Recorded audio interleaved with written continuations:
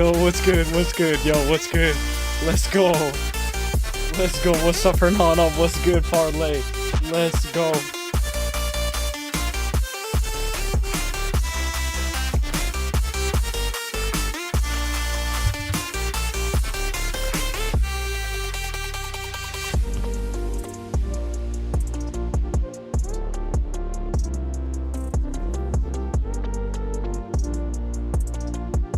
What's good, guys? What's good, guys?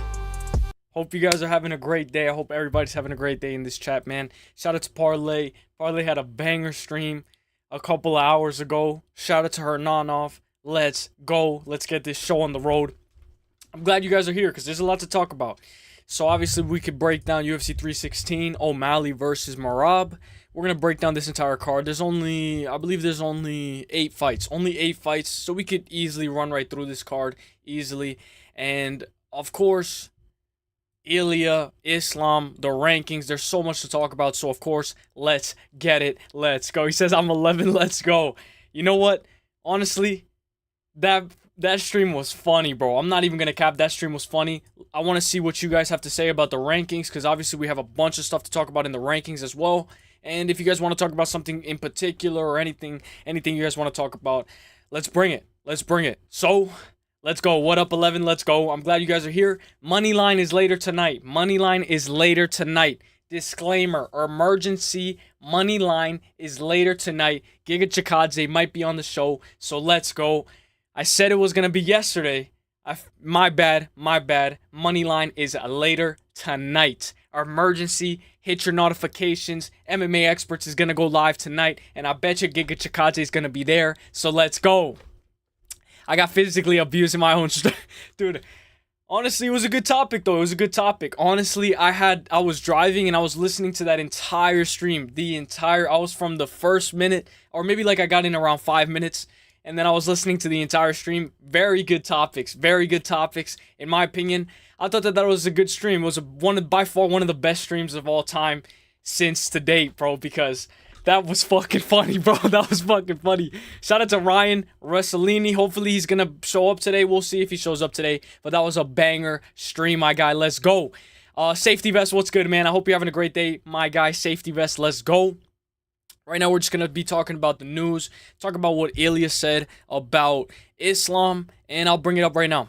So, Khabib Nurmagomedov had a few thoughts on Islam Makhachev's future for both lightweight and welterweight. So, my personal opinion, not necessarily dangerous, let's say more competitive. I think it's Arman Tsarukyan. I think Arman is more of a serious fighter than Ilia Topuria.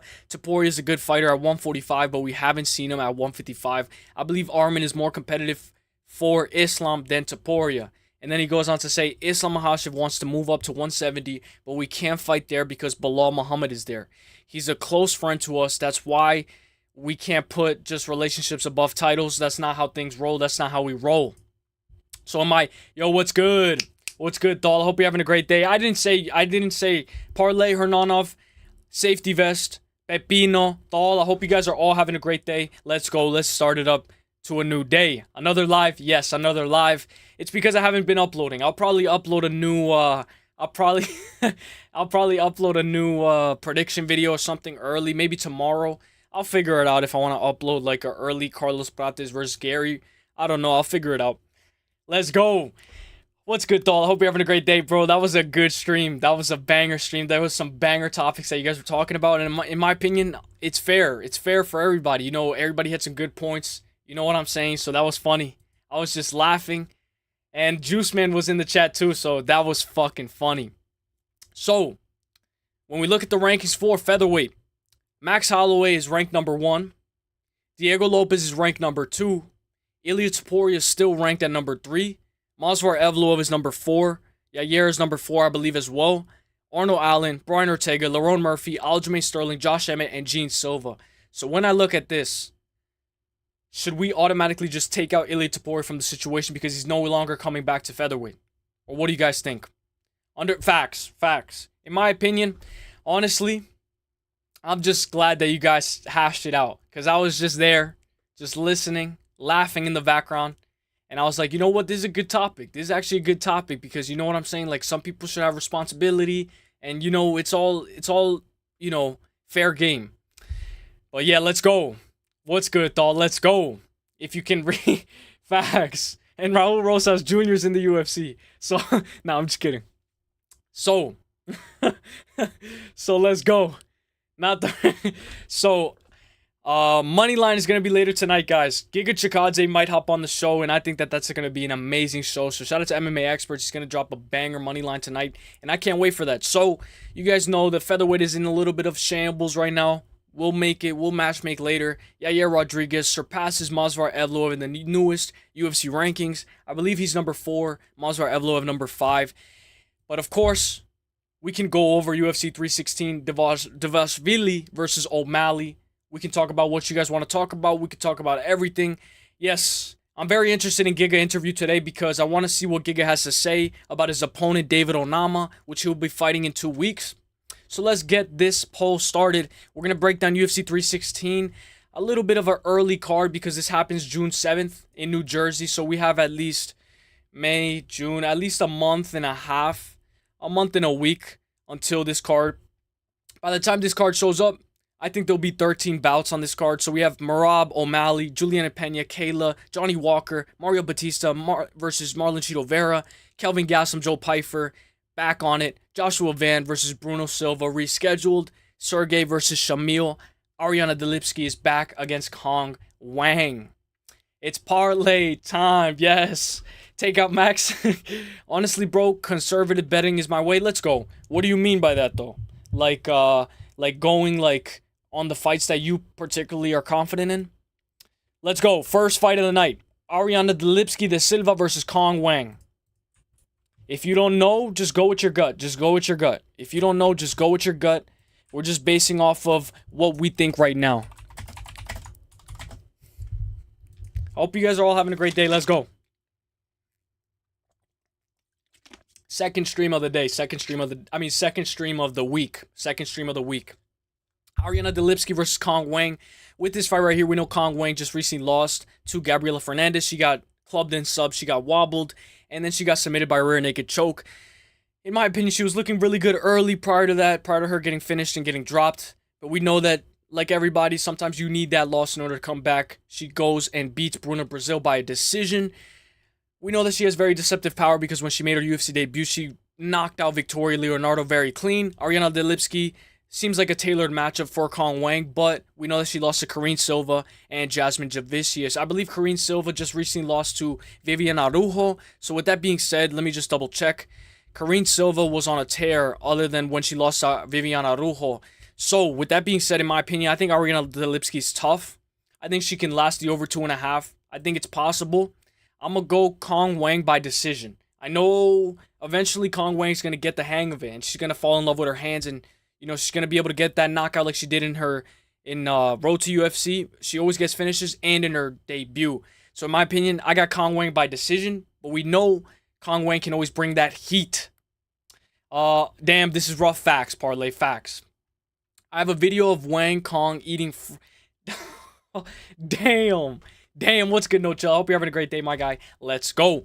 2 legs parlay, 50, 75, 100. When really confident, you've seen my bets. Yes. They've been single legs and only 2 legs only. Yeah, that's good. That's actually a way better. That's a better option. I like that option as well. Sometimes I go a little too crazy and I make like 9 leg, 10 leg parlays. But conservative style is for the longevity style. You know, you can have a longer style with, you know, going 2-1 money line. I think that's a good play, Hernanov. But No Chill, I hope you're having a great day. Andrew Knotts, I hope you're having a great day, my guy. We had a banger. There was a banger stream early in Parlay's chat. So, we all know that was a banger stream. Let's go. Sell that vid for money. Dude, that's actually crazy, though. Kong Wang, I know that there was somebody who, I don't know who it was. I think it was a streamer or somebody who accidentally ate that. And they were like, yo, like, they were so surprised because of how it tasted. I don't know if it tastes good or not. Kong Wang, the reason I stopped making parlays, facts. We all know that she was a massive favorite against Gabriela Fernandez. In my opinion, she could have won that night. It's just the UFC Macau. It was the crowd. It was everything. Gabriela Fernandez just is hungry. She's hungry. And she's very good. So I'm going to go Kong Wang by decision. Let's go Kong Wang by decision. We're going to run through this card. I think this is going to be a pretty good card. Honestly, some pretty early picks. Get your early picks in. Get your votes in. Get your votes in. And I hope everybody's having a great day. The weather's getting better where I'm at. So I hope the weather's getting better where everybody's at, where all you guys are at. Shamil Gaziev versus Sergey Spivak. Now, we know that this is going to be a crazy fight. We know that Shamil Gaziev lost to Jairzinho Rozenstruik. We know Sergey Spivak, just beat Marcin Tybura by submission and armbar. I believe that was in the first round.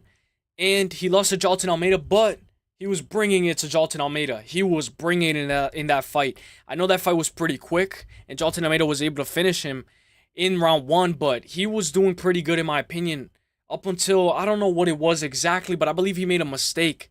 And then he ended up getting finished in that fight, but he was doing pretty good against Jailton Almeida. I don't know if Shamil Gaziev would do that good against Jailton Almeida. We know that this is a very important fight for the heavyweight division. If we look at the UFC rankings, I think whoever wins this fight gets to call the shots. They get to look up. Not obviously title shot, but let me go to the heavyweight. Shamil Gaziev number 11, Sergey Spivak number 7. So almost like a Chandler, Paddy Pimblett situation. If Shamil Gaziev can get this job done, he cracks into the top 10. And we know that UFC has been wanting Shamil Gaziev to rise. This guy's a superstar. Oh, shoot. Let me know what you guys are thinking, though. Heavyweight. Heavyweight's fun. Heavyweight's fun. I know Shamil Gaziev is a superstar, and a lot of people like him. Best stream ever. Let's go. Yeah, facts. Parlay, I didn't know you had so many. It was a good stream, though. It was a good stream. In my opinion, I thought that it was pretty unique. It was pretty unique how Parlay went for 2 hours, because that was a banger stream. These fights are hard to predict. She's facts. But go with your gut. Go with your gut. Go with your heart. Go with who you think is going to win this fight. I thought that it was in a... I think it still is. I think it still is. Ask someone how they see Dricus versus Silva would go. That's the... Dricus versus Gene Silva, or Dricus versus Gene Silva, or a different Silva, because or Anderson Silva, because that's a banger question. That's a good question, because even I don't know how that would go. Sergey Spivak is very good. We know that he's 17-5. I know my guy Pepino, he's going on Sergey Spivak, and rightfully so. This guy has a very good submission game. He's a finisher, 17-5. Has lost by 4 times by TKO, but he's never lost by submission. So one thing for sure, I think if Shamil even takes him down, he'll be good to survive this. I like an over 1.5. I'm going to go Shamil Gaziev. Low confidence, but I'm going to go by KO or decision. I don't think he's going to be able to submit him. And I think Sergey Spivak is tough. If anything, Sergey's going to get the submission. Let's go. My stream is like 6 facts, bro. It is good, bro. It's good. Sometimes you're playing UFC. It's toxic in that part. You know, there's always a guy texting you on UFC. But no matter what, it's always a good one. You're getting another shake today? I wish. If I hear it, if I hear the ice cream truck, I'll go get it. If I hear the ice cream truck, I'll go get it. W Pepino. Uselyis is growing on me, and as a channel, you're getting very good at streaming. I learned from you, No Chill. I'm not gonna cap. I learned from you, dog. Big dog. Wouldn't be surprised if you blew. No Chill. I'm not gonna lie. I learned from you, bro. I'm not gonna lie. You've done long streams, 6-hour streams, 5-hour streams, longer streams, 12-hour streams. I remember the whole Rising card the entire night, and you showed the whole Discord. So shout out to No Chill. This guy No Chill is a pioneer, and I can't wait to see what you got next, because I know the GFL. I don't know what's going on with the GFL. But honestly, I'm very excited to see what's going on with the GFL, and I hope that they can get another fight. I know it canceled, but let's go. Let's go. Shout out to No Chill. Shout out to No Chill, because he introduced me to Ryzen. So No Chill is a GOAT. I appreciate that, bro. Let's go. Parlay was refereeing the whole time. Facts. Facts. Dude, you know what's crazy, though, about that? Like, it's crazy, because I would have never expected, I didn't know... Ryan, I didn't know how old Ryan was, so I was a little surprised, but fuck it. Sergey Spivak versus Shamil. I'm gonna go Shamil by KO on points. I think it should be able to hit, but we know Sergey has that submission game, and he can easily win by submission. It's gonna be a crazy fight, though. It's gonna be a crazy fight. So let's go. Now, this one is one of my most anticipated fights on the entire card. Bruno Silva versus Joshua Van. You guys know I'm on the Joshua Van train. I know a lot of people are on the Joshua Van train as well. But there's only so many fights he can have back to back to back and get away with it. Or is he going to get away with it again? He's very good. I have friends working in the GFL production, very bad stuff. I hope that they can get it together. I hope that they can get it together. I was looking forward to that card. That GFL card looked amazing. But unfortunately, I think it was I don't know what happened. Fighters are now being offered revenue shares instead of and that could get a little sketchy right there. But I hope we can get a card together. Hopefully. I was really excited to see the GFL what they were cooking because they were cooking something. So with this fight right here, it's another banger scrap, but Joshua Van has fought so many times within the past 12 months. Let's go since he made his UFC debut. He made his UFC debut in 2023 against Zhalgas Zhumagulov, right? 2023. Then he was supposed to fight in August against Kevin Borjas, which that would have been a banger fight. We know Kevin Borjas just beat Ronaldo Rodriguez. Then he fights Kevin Borjas and he beats him in November. Then he goes Felipe. Then he gets TKO'd by Charles Johnson, but then he beats Edgar Chairez, Cody Durden, and Bray Susaida.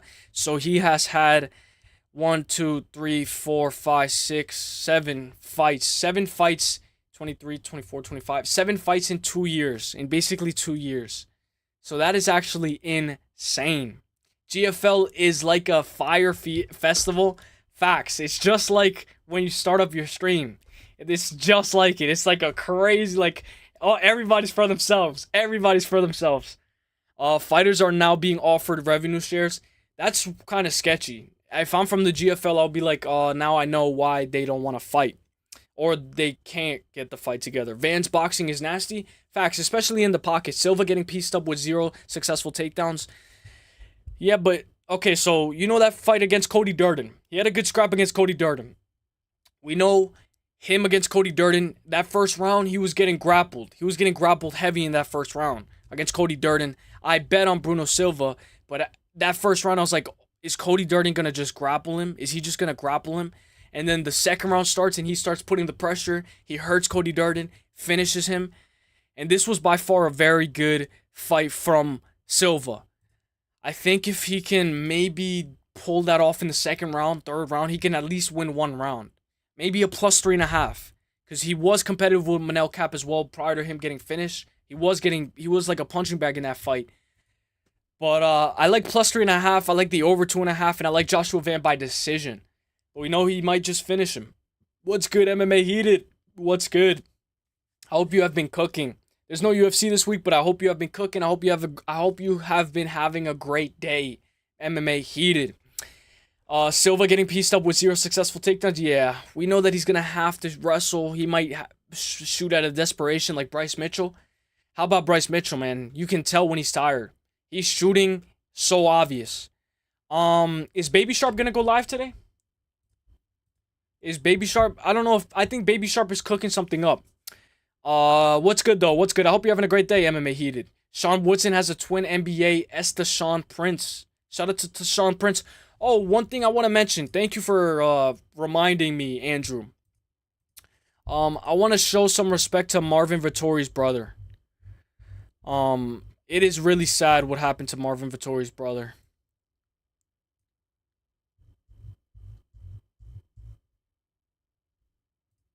Let me go right here. Hang on. Let me go right here.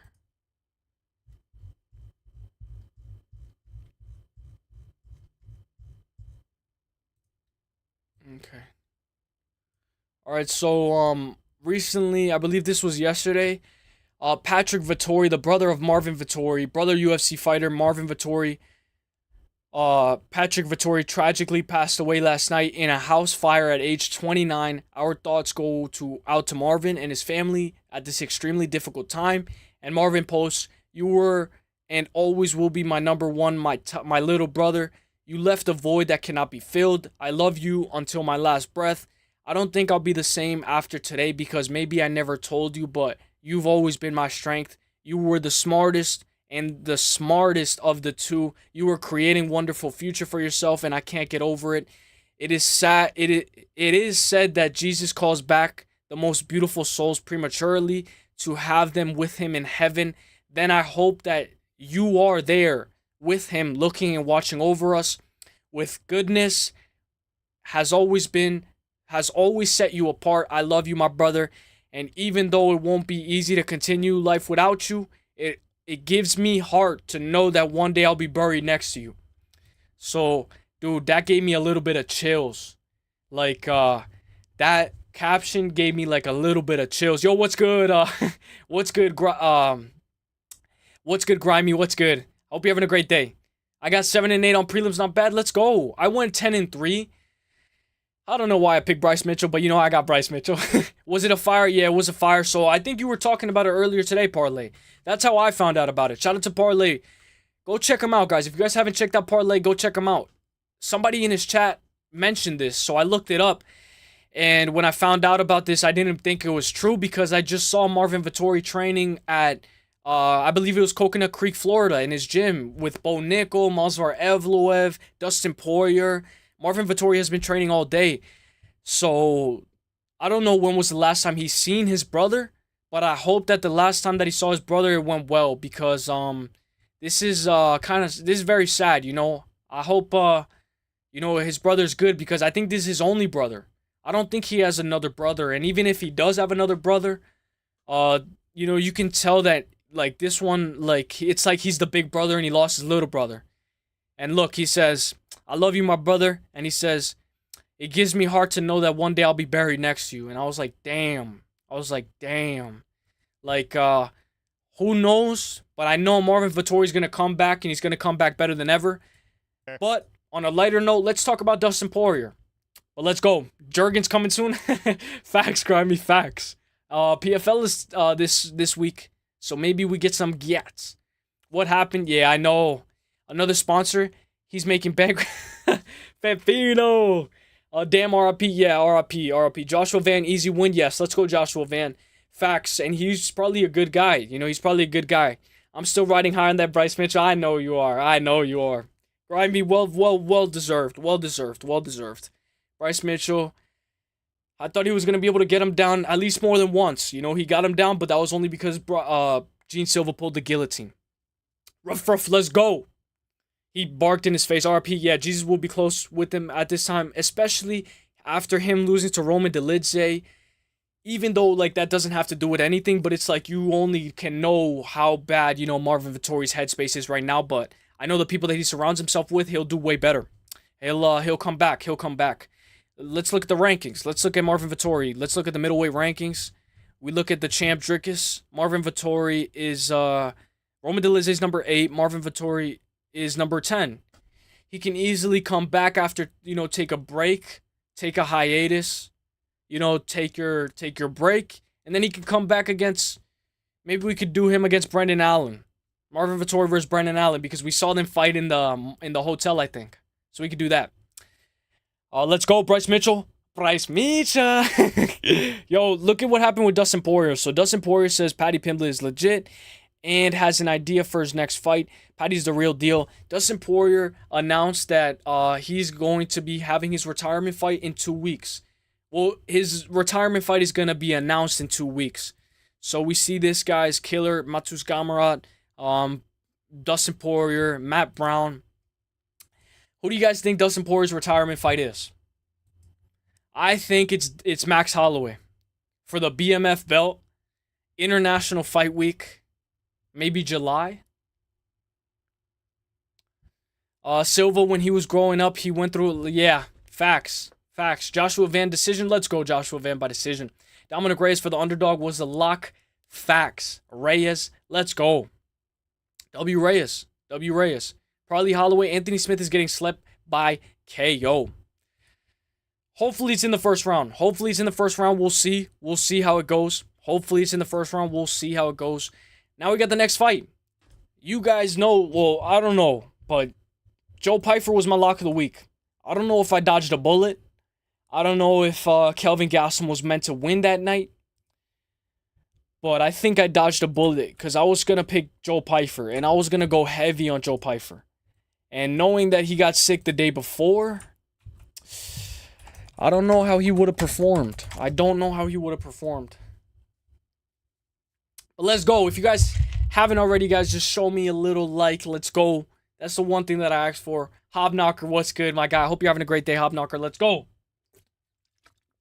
So, with this fight right here, I don't know if I dodged a bullet. Something's telling me that Kelvin Gastelum's going to perform. Not only do I think he's going to perform, but I think he's going to do way better. You know, he's won against Daniel Rodriguez and against Chris Curtis, but that was because of a head clash with that Chris Curtis fight. Daniel Rodriguez fight was very close. Hobknocker, I hope you're having a great day, bro. I hope you're having a great day. But with this fight right here, honestly, I have to go Joe Pyfer. I have to go Joe Pyfer, but I'd rather go Joe Pyfer by decision. Give me Joe Pyfer by decision. Because in my opinion, Kelvin Gastelum, this is just like the Brad Tavares, where Brad Tavares has never been submitted. Kelvin Gastelum has never been knocked out. So with that right there, I got to go Joe Pyfer by decision. Ryan picked Kelvin Gastelum. I know he's on Ian Garry too. I know he's on Ian Garry as well.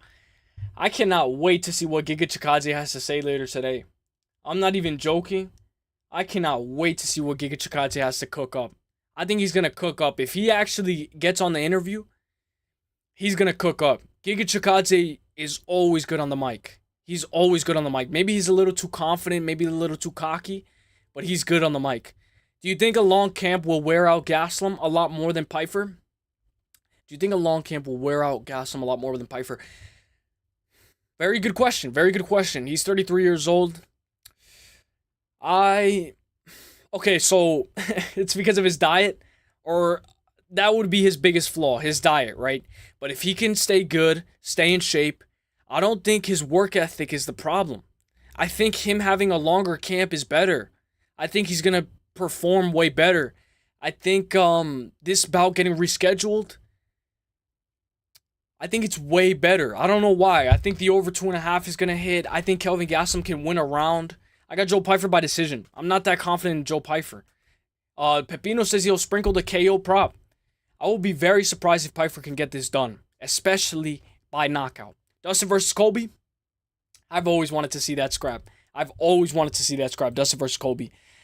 But I don't think we'll ever get that scrap. I don't think we will ever get that scrap. That's one of those scraps that I've always wanted to see. Or Dustin even versus Patty. Imagine Dustin versus Patty Pimblett. All right, let me get the next poll running. Oh, shoot.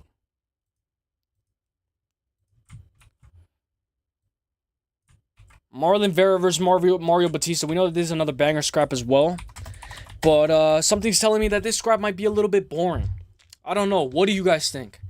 You know, Chito Vera takes one. He takes two to tango.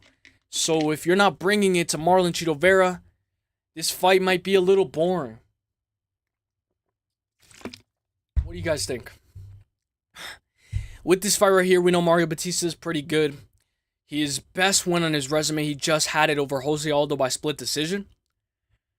I gave it to Mario Batista as well, but I had Jose Aldo. I picked Jose Aldo. I was heavy on Jose Aldo. But we know Mario Batista got it done. He got it done. And I think that he can do that same style here. My bad. So I think he could do the exact same style here. Hold Chito Vera against the fence. Stall up against the fence. We know Chito Vera has a good front kick up the middle. Good teep to the body. Good high kick.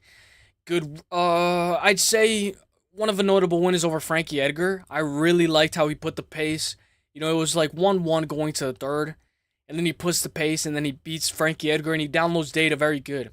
But I think he does better in 5-round fights. We know against Rob Font, he went 5 rounds. And he did very good against Rob Font.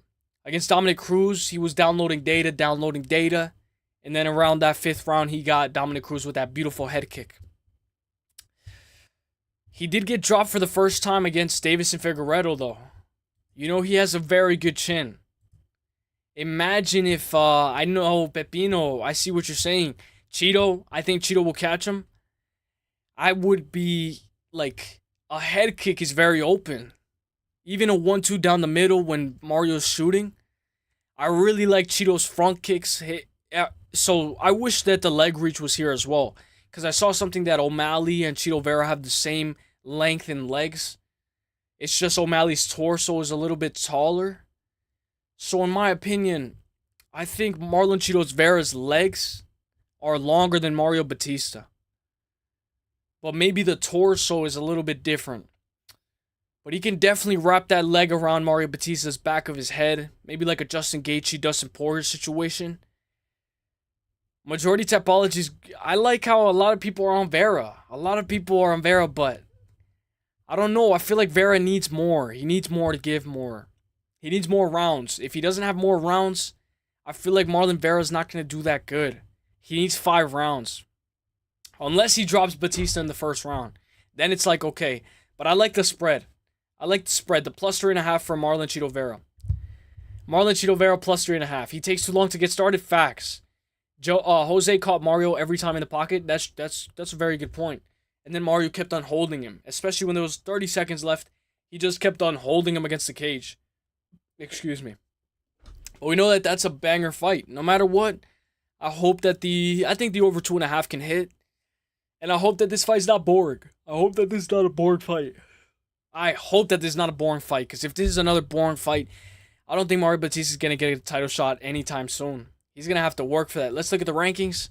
Bantamweight rankings. Mario Batista is like, he's like the Mazvar Evloev of bantamweight. Mario Batista is ranked number 10. We know Jose Aldo's going to fight Ayman Zahabi. So maybe he's going to be fighting for that ranking spot. In my opinion. But honestly, I'm going to go... Okay, if Mario Batista can beat... If he can beat Chito Vera, he cracks into the top 7. And then we could do Mario Batista versus Song Yadong. That's not a bad fight. That's a pretty good fight. Oh, please God, let Chito win. I would love that. But I think I'm going to have to go with the plus 3.5. Plus 3.5 spread. Can Chito keep Mario on the back foot? If so, I'd go Chito. But be realistic, Mario. But realistically, Mario, sorry. Dude, I got to go Mario Batista by decision. I'm done fading Mario Batista. I faded him against Ricky Simone. I believe I faded him against Blackshear. And I faded him against Jose Aldo. I am done fading him. What's good, Quagmire? Hope you're having a great day. I hope you're having a great day, my guy. Let's go. Up the card. Johnny Walker versus Azmat. Now, I know that this fight was rescheduled. I don't know how... Okay, I don't know what Johnny Walker's doing. I know this is going to be at heavyweight, right? Or is this at 205? I know that this is going to be a crazy fight, but I think Johnny Walker... I think he's done. I would love to see Johnny Walker win and do the worm. But in this instance right here, Azamat, I don't want to say he gets dusted, but he might completely get dusted. Azamat 14-0. We know Azamat was supposed to fight Curtis Blades. Let me double check. I don't know if that's true. No, he wasn't. He was supposed to fight Krylov. Azamat was supposed to fight Krylov, and that fight fell through. Now he's fighting Johnny Walker. I believe that they were scheduled to fight earlier, and then they rescheduled this fight.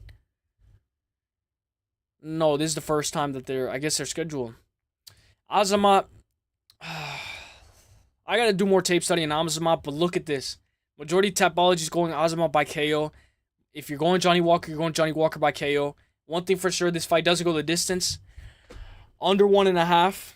Giggity. Facts, bro. Facts. Honestly, this is going to be a banger scrap. This is going to be a banger scrap. I like that this fight doesn't go the distance. Under 1.5. Azamat by KO. But let's look at the red flags in Azamat. He beat Alonzo Mendenfield, but he went the distance with Dustin Jacoby. And we know Dustin Jacoby got flatlined by Dominic Reyes, but that's Dominic Reyes. And then he beat Vitor Petrino. So in my opinion, Dustin Jacoby's a good gatekeeper. He's a good gatekeeper to see where you're at. I don't know if Johnny Walker would have beat Dustin Jacoby. He's 6'6" versus 5'10", 82.5-inch reach versus 71. He's going to have a 10-inch reach advantage. 11.5 reach advantage. But even if he does, he still fights in the pocket. Against Jamal Hill, he was fighting inside the pocket. And I was like, why are you fighting inside the pocket against Jamal Hill? You should keep to the body. Keep your distance. We know he almost landed that very good flying knee against Magomed Ankalaev. If he can throw a flying knee, go crazy, make Azamat gas, I'd favor Johnny Walker, but I'm going to go Azamat by KO. Johnny Walker, Blue Label. I hope Johnny Walker's back, man. I need a resurgence, just like Dominic Reyes, a resurgence for Johnny Walker, because if he loses this fight, I think he's going to get cut from the UFC. He might get completely cut. It might be over for Johnny Walker.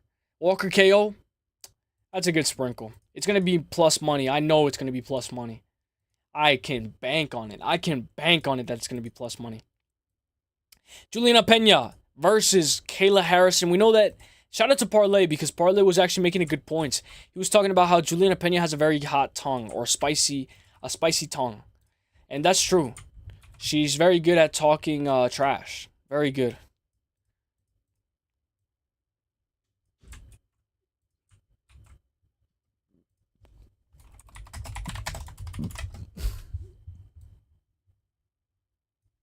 I did not mean to copy paste the Venezuelan vixen.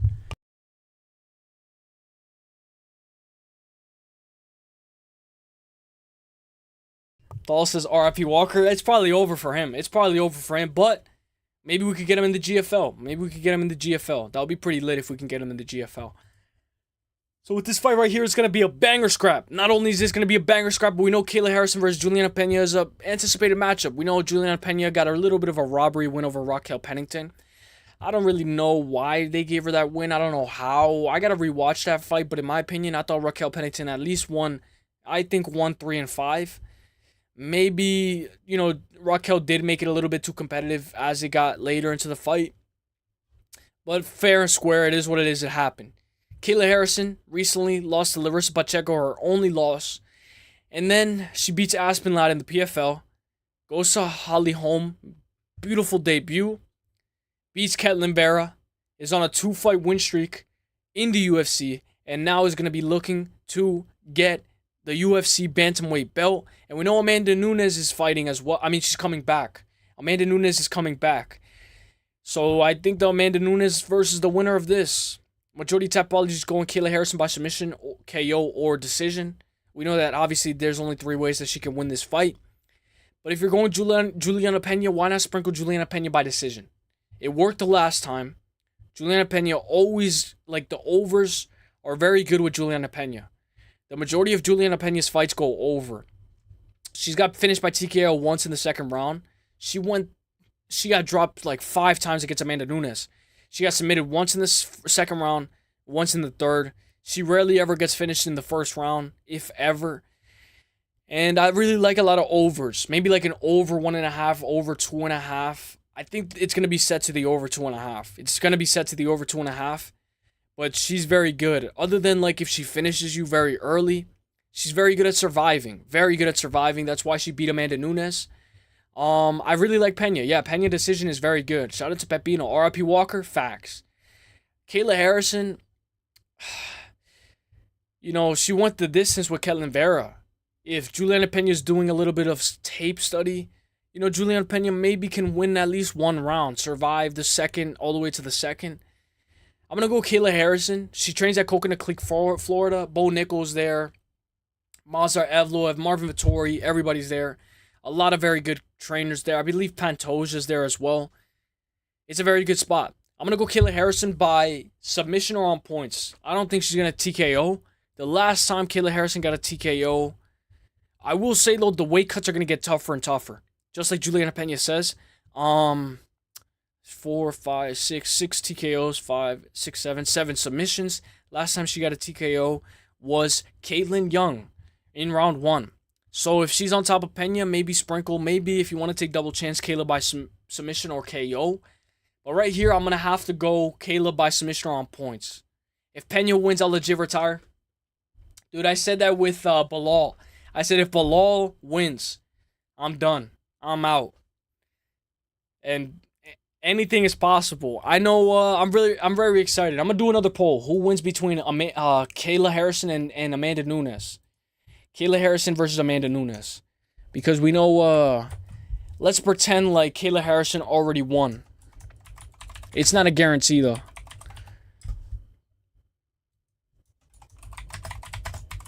All right. So, Kayla Harrison or Amanda Nunes? Vote honestly. So 39 are going by decision. 50 are going by submission, and 10% are going by KO. I'd go by decision if I gotta sprinkle one, if I have to choose one. But I really like double chance by submission on points. Double chance never fails. Double chance for the dub.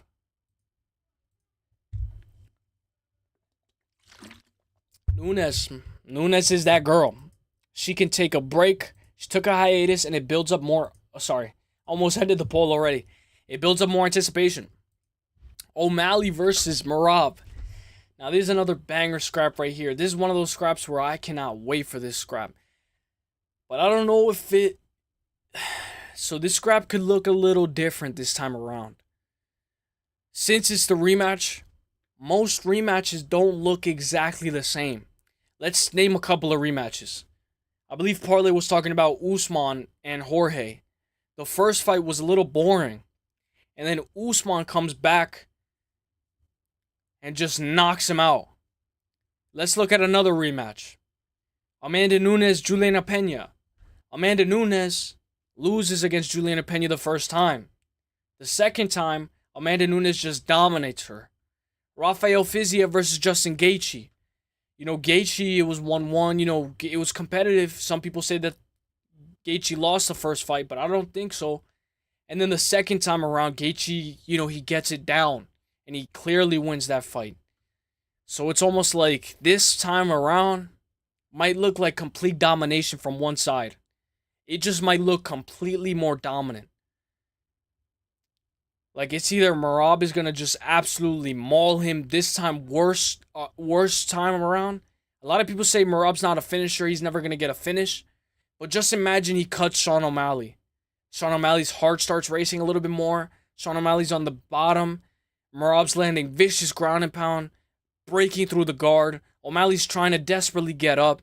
Merab cut up O'Malley. O'Malley's desperately trying to circle around, gets shot on takedown against the fence, gets picked up, taken all the way to his corner, slammed, and looked like a fool this time around. We know Merab made Umar look like a fool. So this time around, if I'm being completely honest, Merab might just completely embarrass Sean O'Malley this time around. Nunes versus Harrison are basically two-man fight. Facts. That's actually facts. They got more testosterone than me. I know somebody was saying Kayla pees blood or something. I don't know what the fuck. Merab, I see the exact same fight, to be honest. Very good point.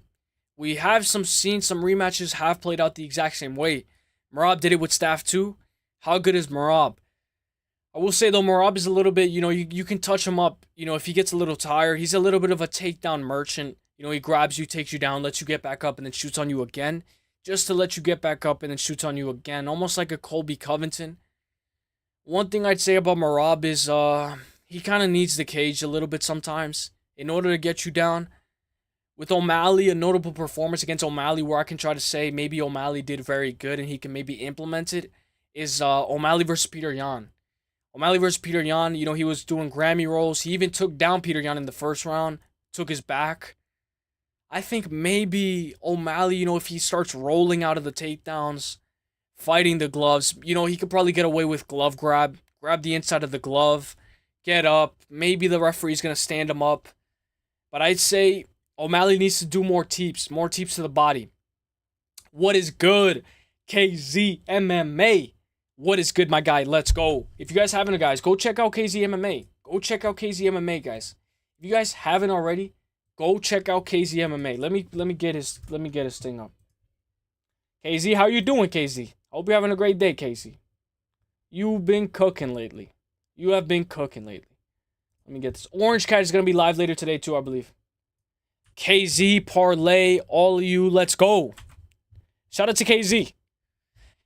KZ's been cooking on the lives. She's fucking built like Mike Chandler. Facts. What's good though, KZ? I hope you're having a great day.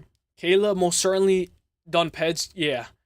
And Juliana Pena was cooking her. She was just cooking her. Yo, Larry, what's good, Larry? How you been, Larry? How have you been? Right now, we're breaking down UFC 316. And we're just about to wrap up the main event. I heard that you said that PFL one fight fell through. I think you said that, right? I don't know which fight, but what's going on with the PFL is like, are these fights falling apart every time? Like, I don't know what's going on. But with this fight, guys, if I have to make a prediction, Pepino, I believe he's going Merab. I'm going to have to go O'Malley. I'm going O'Malley just for the clout. I'm going O'Malley just for the clickbait. I'm going O'Malley just for the views. I'm going O'Malley. I have to. I have to. Imagine if I get O'Malley right. Second time's a charm. It's just like Izzy versus Poatan. When everybody was doubting Izzy the second time. Izzy comes back and knocks him out, but he got lucky. And he probably doesn't beat him in the rematch or the trilogy.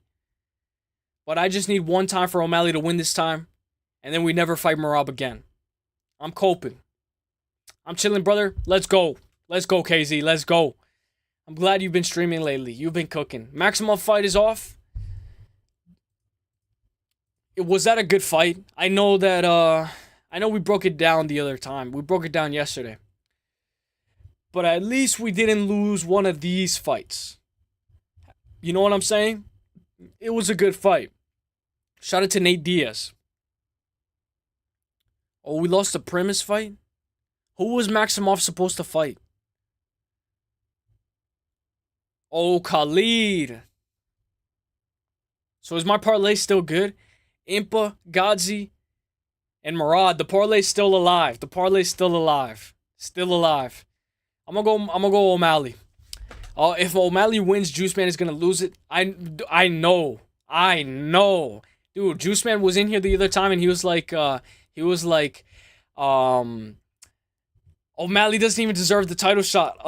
And he was like, why is he getting a title shot? Like, he doesn't even deserve it. He's not even a star. And it's only so many times can a superstar lose. You know what I'm saying? So if he loses this time around and he gets another title shot, it's gonna look kind of weird. So it's only this time. I'm only letting it slide this time. Chase the money, CTM, let's go. If O'Malley wins, facts though, facts. But I go to O'Malley, I'm gonna go by 48-47, 49-46, 48-47 unanimous decision.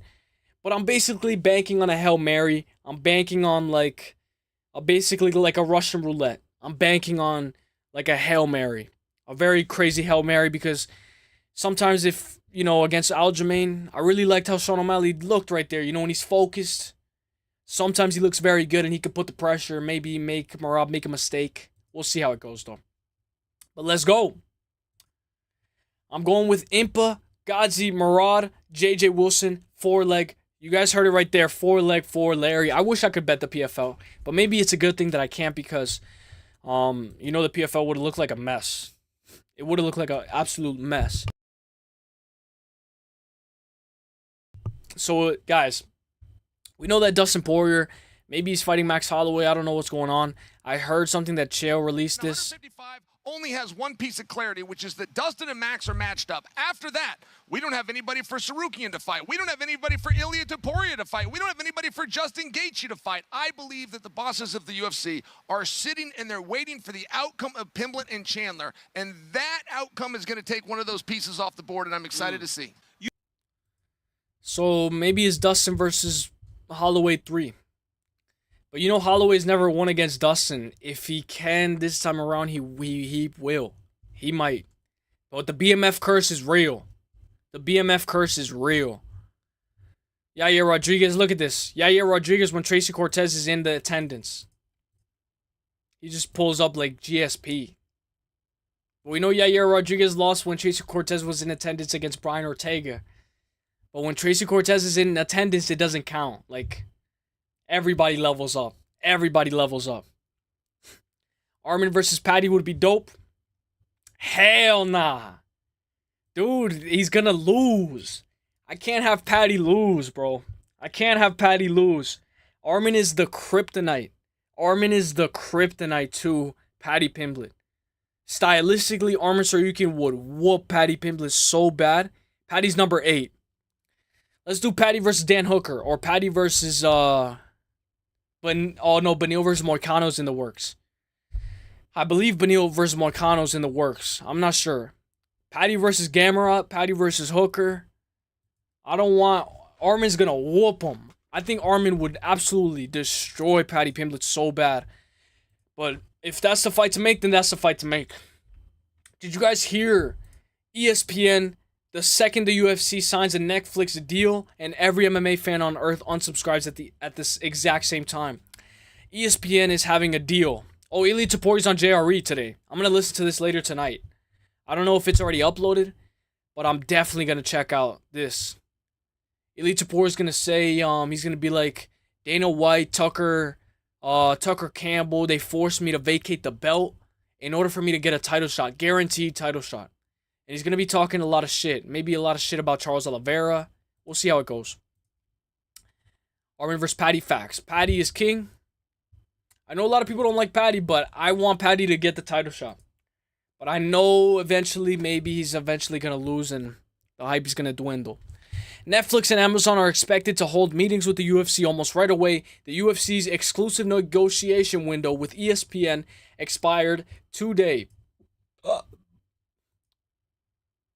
He said, it's true, I only subscribe to ESPN because of the UFC.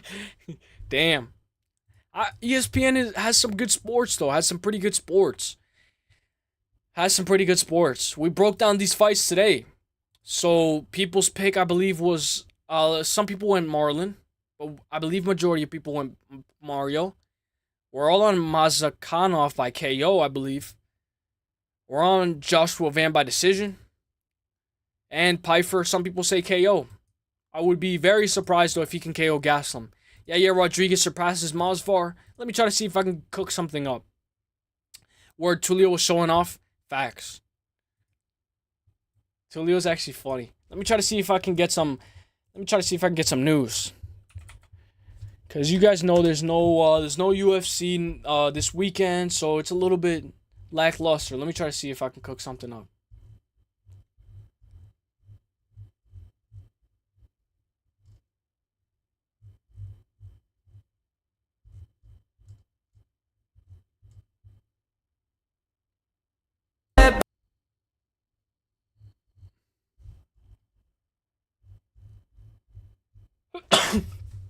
Excuse me.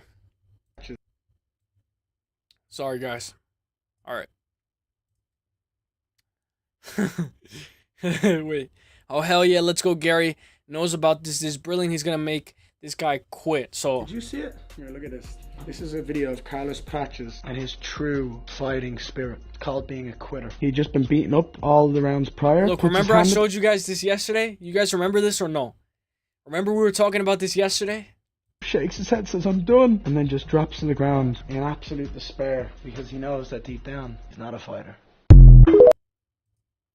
Shout out to you and Gary. If he gets fucked up, I'm done though. Thank you, KZ. Is that a mariachi? Mariachi! Oh, where? I must have missed it. Sorry, I didn't mute my mic. Tulio smashed Gore. Then smash Norma Dumont. KZ. Let's go. So, Ian Gary, he knows. Let me try to see if I can get something. Is Adesanya training with O'Malley?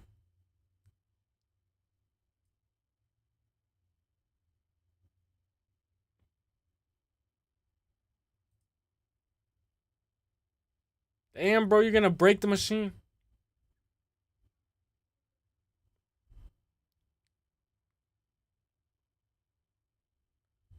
That's pretty good work. They're putting in some good work. Let's go. Let me try to see if we can cook something up. Is Adesanya training with Tim Welch?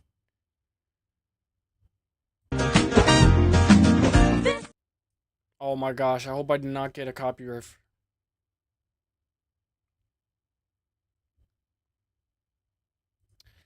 Alright, so honestly, I'm not gonna lie. UFC, because there's no UFC, so it's a little bit of a drought. But matchmaker, let's play matchmaker. Who's next for Paddy Pimblett? I know Larry, Armin Saryukian. I think that this is the kryptonite. I think this is a kryptonite as well, a little bit. But I'd like Gaethje. We know maybe it's Volk versus Masvidal Evloev right here. Who's next? If I could play matchmaker, I'd go Yair. I'd go Yair. I know Volk is probably going to win that fight. But just to build it up, just to give Volk another title defense, let's go Volkanovski. Dude, did you guys see Volkanovski wasn't able to blink out of his left eye? He was not able to blink out of his left eye. Let me see if I can get that. He wasn't able to, out of the whole presser, he was not able to blink out of his left eye because of, like, I don't know. But, dude, he took a massive amount of damage. I didn't realize how much damage he took.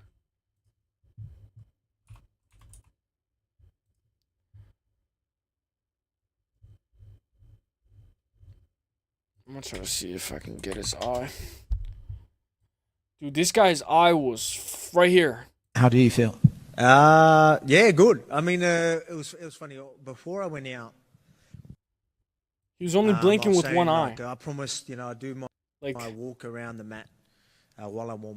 Dude, I was like, I hope he's good. I hope he's good. Yo, what's good, Girth? What's good, my guy? I hope you're having a great day, my guy. Let's go. But yeah, Volk took a ton of damage that fight. I did not expect Volk. Like, his eyes got so purple. And it's almost like, dude, like, is this like a Michael Bisping type? Because I hope he can see out of his left eye or something. Because, dude, I hope, because we know Michael Bisping was never able to see again after that Vitor Belfort fight. So I hope he's good. It was an uppercut in round 4 and also in round 2, right like that, like boom, that hard. Diego Lopez like threw it. He threw his hand. He threw the entire kitchen sink at Volkanovski. Dude, Volk, I don't know how much longer he can take those shots. I'm gonna try to see if let's look at Tapology. Let's look at let's look at maybe if we can cook up something. Maybe we can look at another card. But dude, I don't know how much longer Volk can take that. LFA, is LFA looking a little bit better than PFL this Saturday? This Friday? Or I'm not sure when it is. Pretty good card. Let's try to look. Let's look. Cage Warriors, KSW, Octagon, KSW. Cage Warriors. Where's Luke Riley? Bring Luke Riley into the UFC. Eubank versus Ben.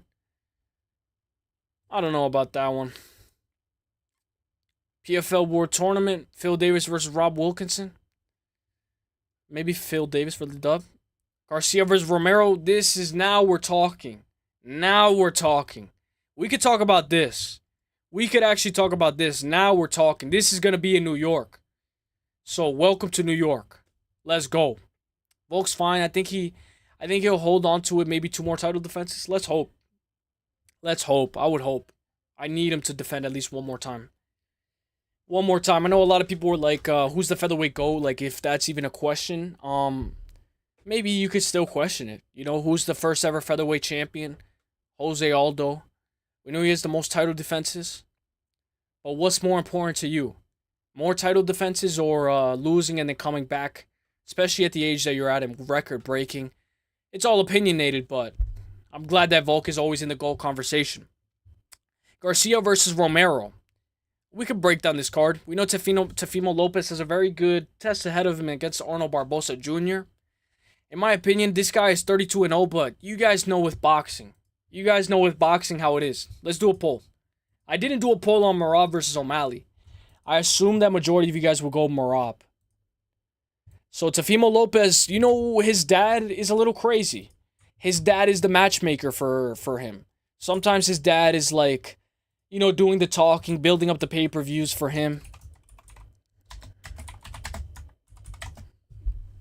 All right, let's go.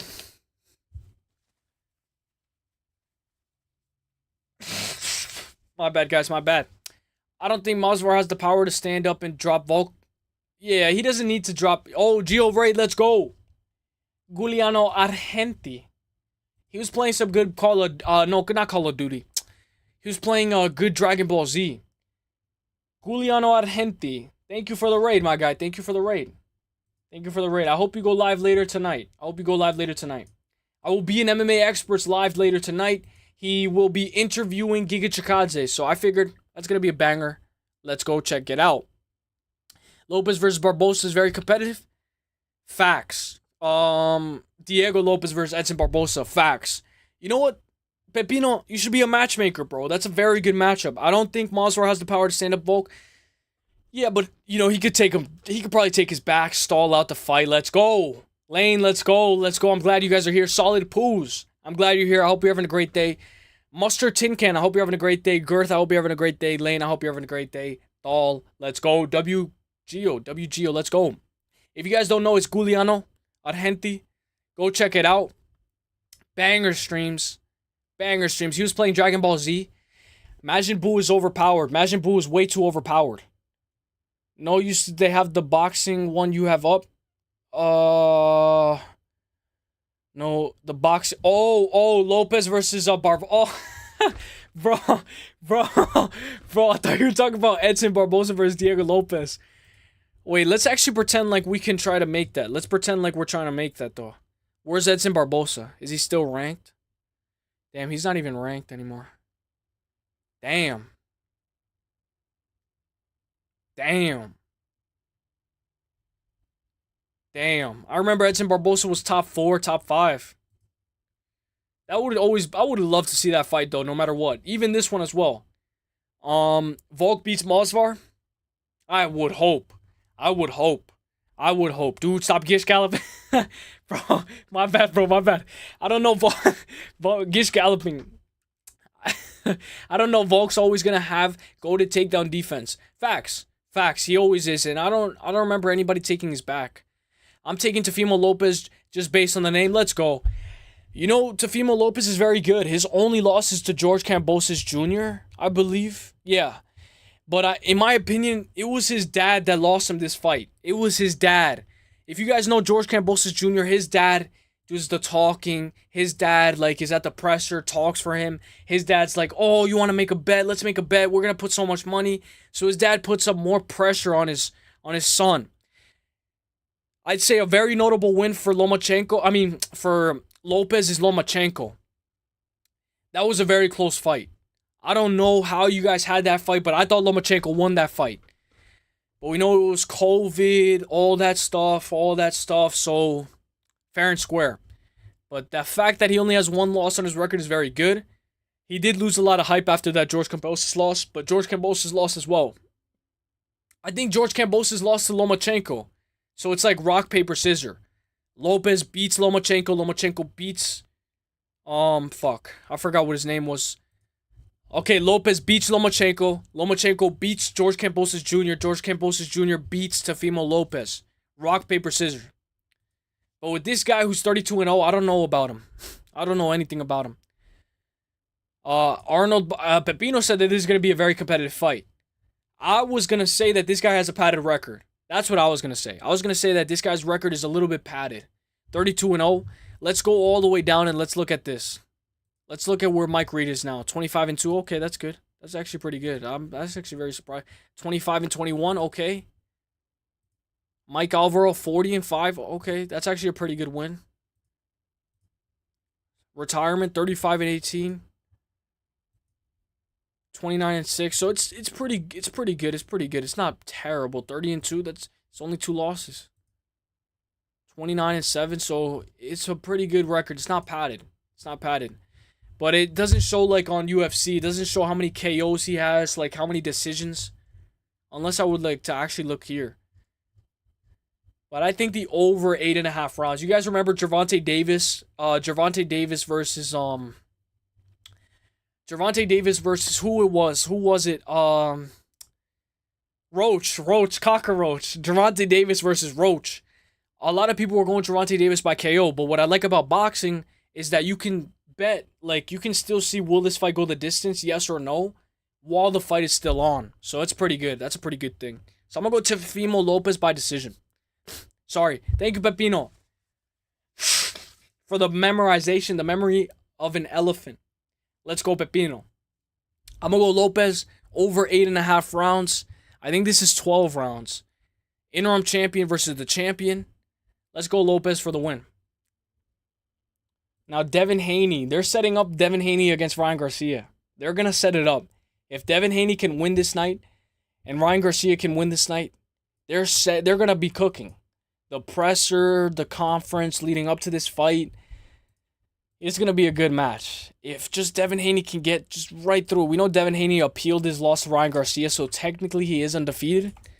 But we all know he got his ass handed to by Ryan Garcia. Ryan Garcia was, maybe he's a little bit dirty. Maybe he's a little greasy. But he got moved to a no contest. So he's 31-0-0. That is a very good record. 20 versus Jose Ramirez. 29-2-0. Jose Ramirez losing to Arnold Barboza.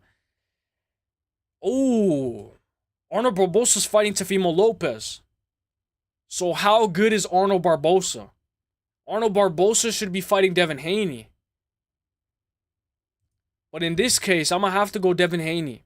But Devin Haney struggles with speed. Holy shit. Did you guys see how much faster Ryan Garcia was than Devin Haney? His hooks. This guy's a minus 1,000. A minus 1,000 just like Ryan Garcia. The bookies haven't learned. By the way, if you bet on Ryan Garcia and you cashed out, that was actually a pretty good cash because now it's a no contest. Masvidal Lane. Yeah, I guess. Yeah, that's true. We have to say it. He's not finished anybody. He has a 0% finish rate.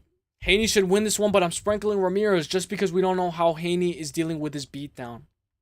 Facts. And although he's undefeated, he's still mentally and physically lost.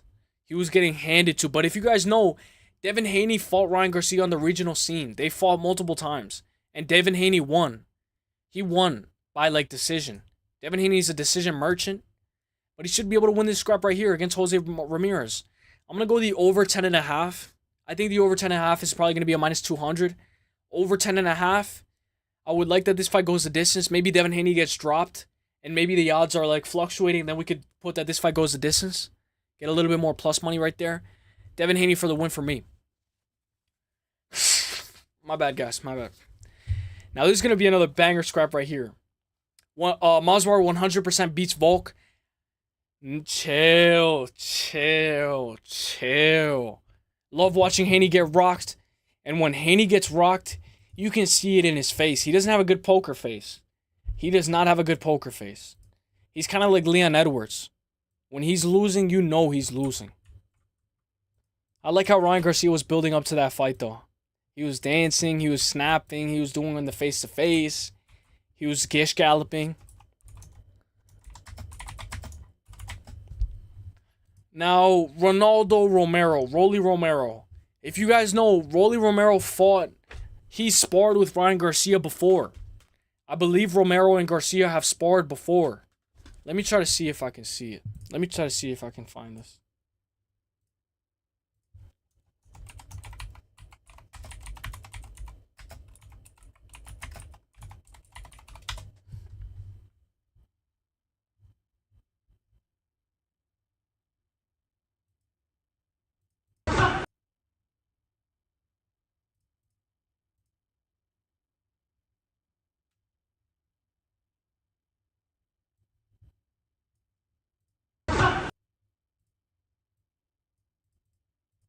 So this is Ryan Garcia. It is Rolly Romero. Rolly was whooping his ass. Dude, I'm not even joking.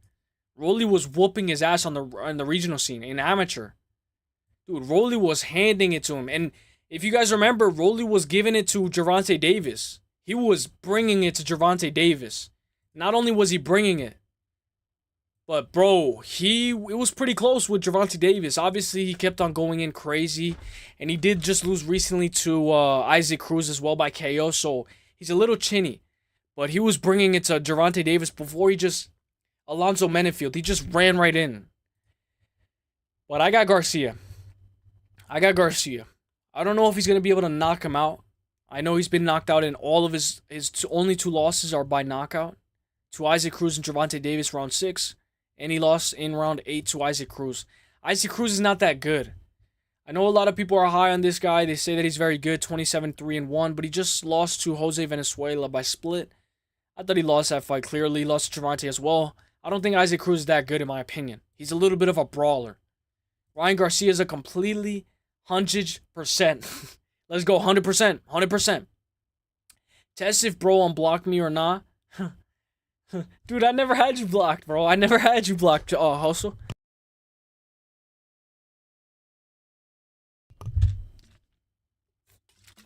But what's good, Hustle Bones? I hope you're having a great day. Romero's just straight trash. Garcia by KO. I'm going Garcia by decision. I do like Romero. He is slightly more technical, but Ryan could clip him bad if he lands. Yeah, Ryan spams hooks. He's like a Diego Lopez. Ryan Garcia just spams hooks, bro. And this guy, Ryan Garcia, spams hooks like crazy. It's not like it's crazy. It is crazy the way Ryan Garcia can whip that hook. He has a very good left hook. And that thing is going to definitely clock on Rolly Romero's chin. I'm going to go Ryan Garcia by decision. But Pepino has Ryan Garcia by KO. Bodak Ray, thank you so much, Bodak. Bodak, let's go. Let's go, Bodak. Thank you. I'm just about to wrap up. Maybe like a little bit more, like 30 minutes more, 40 minutes. But Bodak, I appreciate that raid, my guy. Let's go, Bodak. Bodak is the GOAT. If you guys don't know the Bodak Show, let me shout him out. The Bodak Show is lit. I appreciate that, Bodak. Let's go. So I've just been going live. Maybe I might go live tomorrow. But shout out to the Bodak Show. I bet he's doing a quiz today. I bet he's doing a quiz on Thursday. Correct me if I'm wrong, though. Correct me if I'm wrong. But I'm going to be there with that quiz. When he drops that quiz, I'm definitely going to be there. Thank you, Eric Rondon. I hope you're having a great day. Let's go. Okay, I see you. Let's go, Hustle Bones. I hope you're never blocked from here. I hope that like it's YouTube that's blocking your messages and not me. Bodak Ray, what's good, Jigsaw? Hope you're having a great day, Jigsaw. Hope you're having a great day. The weather's getting better where I'm at, so I hope the weather's getting better where you're at as well. Gish Gallop. Sound like some... Damn. Bodak quiz Thursday? Yeah, let's go. Let's go. I will be there. I will be there. Thursday, I will be there. I was there today earlier as well. The Magic Mirror. That's what I love. I think he does beat Romero. It'll be by decision or a hook to the stomach because I don't think he can land it on the head. Yeah, because of his head movement. So I'm going to go Ryan Garcia. I'm going to go by decision, but interesting that you say body shot. Body shot TKO. Pepino has by Ryan Garcia inside the distance as well. So I'm going to go Ryan Garcia by decision. By decision. Let's go Ryan Garcia for the win. And then hopefully we can get Devin Haney versus Ryan Garcia. Hopefully. We'll see about that though. Now let's look if we can cook something up. Let's look. Let's try to see. We know the Carlos Prates, we went over that. Garcia Romero, we went over that. Canelo versus Skull. I think a lot of you guys are going to go Canelo. But this card right here looks good. Sanhagen versus Figueredo. Corey Sanhagen, Renan DeVito, Ball Nickel. Ponzinibbio, Daniel Rodriguez, Junior Tafa, Tuco Tocos, Montel Jackson, Daniel Marcos, Jeremy Steffens, Mason Jones, Marino Rodriguez, Gillian Robertson, Cameron Smotherin, who just beat Jake Hadley, who Jake Hadley just won in the PFL, Misha Tate, Yana Santos, Juliana Miller is back, Gaston Bolanos versus Quang Lee. We can easily run through this card. Weather is great, but no UFC Apex card Saturday, so depression. Hopefully it goes by quick. Hopefully this week goes by quick. Have you done the quiz before? Yeah, so I'm not that good at the quiz though. But I've done the quizzes. Yeah, I participated in the quizzes. But I'm not like you guys like Cheddarhead, Lane, Jigsaw, even Hustle Bone Stall. You guys do so good on the quizzes. So you guys, credit to you guys. Tuco Tacos. Is he on this card? Oh, he is. Junior Tafa versus Tuco Tacos. Let's go. So let's break down this card, and then we'll wrap it up. But obviously, we could break down this card from top to bottom. I figured we'd go over it. It's a banger card. Right after Ian Garry versus Prates. And we know that this is going to be the same night. No. So Ryan Garcia versus Rolly Romero is Friday. And then the Saturday of that week is Davison Figueredo versus Corey Sanhagen. So it's a very good fight week. Very good fight week. I can't wait for Renan DeVito versus Bo Nickel. By far my most anticipated matchup. So let's go. 5 p.m. Let's go. I believe Orange Cat is going to go live today too. So I'm definitely going to be there. Let's go. Let's start up a new poll. But shout out to Bodak, man. I hope me and Bodak can be chill. All you guys, like... Bodak is by far one of my favorite streamers to watch. Like, I'm not even joking. I wouldn't normally be live today at this time. Normally, I would be live a little bit earlier. But Bodek Show is by far one of my favorite streamers to watch. Yes, Thursday quiz time. Let's go. Have you done the quiz? I've done it, but I'm not that good. Bodek Thursday trivia quizzes are fire facts, especially when it's not about UFC. It's something different. I know that he was talking about history the other time, and it was interesting because there was a question that he said, what is the boiling point? What is the boiling point of something? And it was a tricky question, but it was a very good question because, you know, you have to pay attention. Bolanos W? We'll see. We'll see. Thoughts on Dustin versus Chandler potentially? Whoa. Dustin versus Chandler would be good. A rematch would be good. But I thought it was Dustin versus Max. Let's look at the lightweight division. Chandler is going to be all the way out of the top 10. He's number 12. I don't know about that, but I would love to see it. What I would want is Michael Chandler versus Pitbull. Michael Chandler versus Patricio Pitbull. I don't think he's ranked number 15. He's not in the 15, but I know Pitbull's at featherweight. But let's do a rematch. Michael Chandler versus Pitbull. Let's do it. A rematch. But with this fight right here, what do you think about that, Hustle Bones? 4 hours? My bad. KZ recently started live streaming. Also, check him out. Facts. Facts. If you guys haven't checked out KZ, go check him out. Some rumbling, maybe Dustin retirement fight layup with Chandler. I would like it. Maybe Dustin Poirier can get the KO. Maybe he can get the KO this time. Not Chandler needs to fight BST or Pitbull. Maybe Fiziev. No more top 5. I just hope that he can bring another good scrap because with the Paddy Pimblett fight, it was a little too dominant. He gassed out a little too hard. I need to see Chandler look like how he looked against Gaethje, how he looked against Hooker, even how he looked against Tony Ferguson. Yo, the unbeatable, what is good, my guy? What is good? I hope you're having a great day. Islam would maul Ilia, and Ilia would be a nobody at lightweight.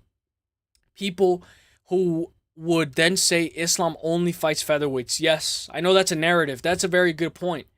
The unbeatable with a very good point.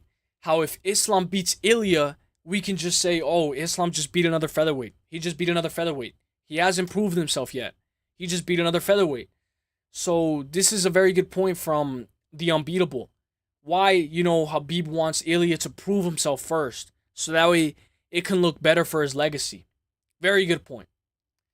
Yo, MMA plug, what is good, my guy? I hope you're having a great day, bro. I hope you're having a great day. Guys, alert. If you guys haven't, check out the MMA plug. This guy's a GOAT. A GOAT. I hope you're having a great day, bro. How you doing? I personally don't want to see another Chandler fight. Damn. I want to see it. I have to see it again. At least one more time. Next will be Islam Duck and Silva. Yeah, honestly, that's facts. That's facts. We're always going to complain. And that's facts. The unbeatable with some facts. I personally don't want to see another Chandler fight ever. Lane, exactly. Come on. We got to see one more. Chandler against an unranked, high-ranked prospect. I don't know who, though.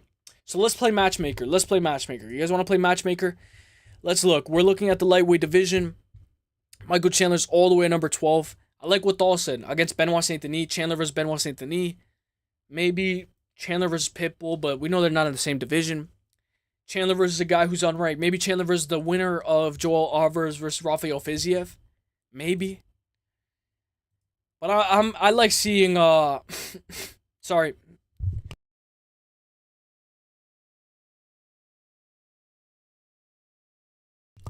I like seeing Chandler fight. Chandler easy to bet against. Chill, don't tell him that. We gotta see Chandler fight more. I was very excited when I saw Paddy Pimblett at a minus 150, minus 160. I was like, a lot of people are very high on Chandler. I'd like to see Chandler versus BST. Facts, Hustle Bones. Facts. I hope Frankie's gonna go live tomorrow. If Frankie can go live tomorrow, I will be there. Orange Cat at 8 p.m. Eastern with Geo guest appearance. I'm gonna shout it out. Let's go. I know he has an open panel. Very good. I'm gonna be watching that while I'm eating. I'm gonna be eating while watching Orange Cat. I'm shouting it out right now. Let me check if this is the right link. Yep. UFC 314 recap panel. This is gonna be a banger. This is gonna be a banger. We know Orange Cat always goes out with a bang. Bro, bro got COVID, everyone run. Facts. It's the cheese touch. It's the cheese touch. And I don't like blowing my nose. I don't like blowing my nose, like in front of people, because I used to work somewhere where, like, I used to touch things after. So some people saw me blow my nose and they saw me touch, like, something, and they were like, what did they say? They were like, that kid was blowing his nose and touching like that stuff. So, like, be careful. So now, you gotta have hand sanitizer right next to you. Let's go. Wish I could drop links in here. Yeah, I know, right? I know. Chandler would get KO'd by Joel. Joel Alvarez? Yeah. I thought you were talking about Joel. Some different Joel. I don't know why. Let's go, MMA plug. Let's go. Bro got COVID, everyone run. No, it was a grocery. It was grocery. It was like a grocery store. Like some fucking grocery store. So you guys want to know why I don't have mods? It's because of the parlay thing. Because of the parlay thing that happened today, too. Because you guys know what's going on. Like, some people just ban people. Like, some people just time out people. Like, I'd rather just, you know, shout out to Doug. Doug is here. Doug comes in at the good time. He comes in at the good time. Shout out to Doug. I hope you're having a great day, my guy. But yeah, I don't have mods yet. I got to clear it all up. And we'll figure it out. But that's a very good consideration, Hustle Bones. Very good consideration. But I definitely am gonna need some, because to link some other stuff, you know, like, especially when people are spamming and stuff, so definitely it will be needed. Snot is Snow's ass. Dog. I'm glad you're here, Doug. I saw you yesterday in another chat, and I was laughing, bro, because every time I see Doug, man, Doug has good vibes. He has very good vibes. Use's only mod is a bot. Facts. Honestly, though, we need more, though. We need more. So we'll definitely cook up. But it's just I gotta clean up. I gotta clean up some mods in the chat, in the YouTube studio. Lane would never do that. Trust. Facts. W Hustle Bones. W. Yeah, and plus, very responsible as well. Because we Dolls recycling his mods. Dude, it was funny in Parlay's chat. But with this fight, guys, I'm going to have to go Gaston Bolanos. I believe Thal is on Gaston Bolanos as well to win by decision. I know Bolanos beat Cortavius. How bad is Cortavius now? I think Cortavius is still good. I picked Cortavius in both of his last fights. I'm going to go Bolanos. Bolanos by decision. Bolanos for the dub. Let's go Bolanos. Who was the guy that got banned and he got lost in the abyss? There was a guy who got banned today and he got lost in the abyss. Juliana Miller is back. Doug Memo, how are you doing, bro? How are you doing today, my guy? The GOAT. Juliana Miller versus Ivana Petrovic. Now, this is another fight. I cannot wait for Juliana Miller to come back. I know a lot of people don't like Juliana Miller. A lot of people hate Juliana Miller. And they're like, Juliana Miller is not that good. I like Juliana Miller. I know she can't fight, though. She cannot fight. Chandler got that first child energy. He's never all in my opinion. So because he has, like, kids, he doesn't really, you know, like, he's not really all in. That's actually a good metaphor that I've never heard of before. That's a very good metaphor. But let's go. No gish galloping. Juliana Miller versus Ivana Petrovic. We know that this is another banger fight right here. With this fight right here, guys, I'm going to have to go. I would love to pick Juliana Miller, but she's 3-3. She's literally 3-3. She's very, she's, on the good side. But she lost to Luana Santos, Veronica Hardy, Nikki Sullivan, and Clary Girthy. What kind of name? Shout out to Clary Girthy, because that is a very unique name. All the time she loses by decision. I'll go Ivana Petrovic. By submission or on points. I know Ivana's very good at submissions. I picked Ivana in her last fight against Jamie Linhorth. But Jamie Linhorth was too big. She's too big in my opinion. So give me Ivana Petrovic for the dub. By submission or on points. Majority Tapology is going by decision. I don't think Juliana Miller has ever been finished by submission. Yeah, she's never been submitted. But I think in this case, Ivana Petrovic gets it done by submission. Let's go Ivana Petrovic for the dub. Let's go.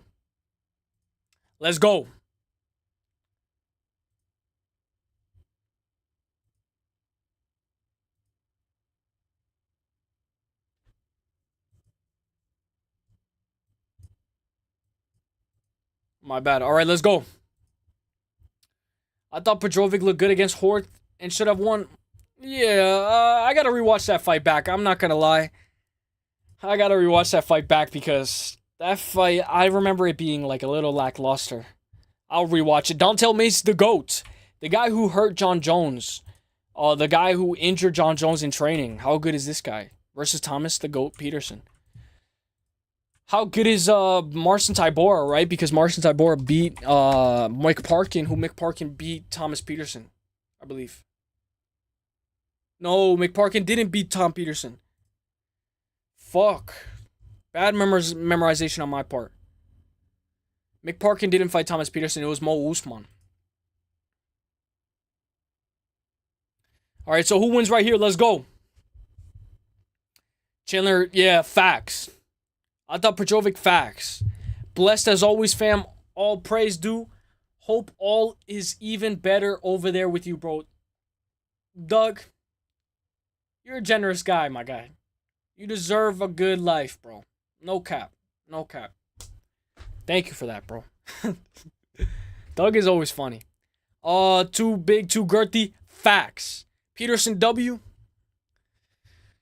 I don't know about this fight. Just give me the over 2.5. Just give me the over 2.5 in this fight. Over 2.5. Sloppy fest. Slop fest. This is a 1-800 gambler type of fight. I'll never touch this fight. Not even with a 10-foot pole. I'm not touching this fight with a 10-foot pole. I'm not touching this fight with a 10-foot pole. I see Thal, Peterson W. Mays, you know, he looked pretty good with Shamil Gaziev. He went the distance with Shamil Gaziev, the GOAT. We know, I believe Tracy Cortez said that if she could, like, who's the most attractive UFC fighter? I think it was Tracy Cortez that said Shamil Gaziev. She said it was Shamil Gaziev, so shout out to Shamil Gaziev. I'm gonna go Thomas Peterson by decision. I like what Thal says. You have Mays. We know Mays is a demon. But 11-8, John Jones, his training partner, he's very good. But one thing I don't like about Don'Tale Mays is his gas tank. He got tapped by a heel hook round 1. Walter Walker was going for that. Shout out to the people who called the heel hook. Shamil Gaziev lost by decision to Nascimento. Is Rodrigo Nascimento the guy who... Oh, okay, this is a different guy. Where's Marcos de Lima? Where's Marcos Andre de Lima? I don't know where that guy is at. I heard he popped for something. I'm going to go Thomas Peterson by decision. Great odds bet. Let's go, plug. Let's go. I believe Orange Cat is about to go live, guys, in like 2 minutes, 1 minute. So I'm going to go for like 30 more minutes, hit the 2-hour mark. We'll be able to wrap up by then, and we'll be good. And I will definitely be checking out Orange Cat. And MMA Experts is going to be interviewing Giga Chikadze later tonight. So I'll definitely be there as well. But I hope all you guys are having a great day. Let's go. Let's get this show on the road. Let's go up the card. MMA Plug is cooking. Mays is Gyno King. Does he really have Gyno, though? I thought, that's actually funny. Azamat Bekov. This is the guy who I thought was fighting Johnny Walker. But this guy is way more, like, in a lighter division. He's not... I thought this was the guy that was fighting Johnny Walker. But it's not this guy. So who wins this fight right here? Who wins this fight? It's going to be a banger scrap.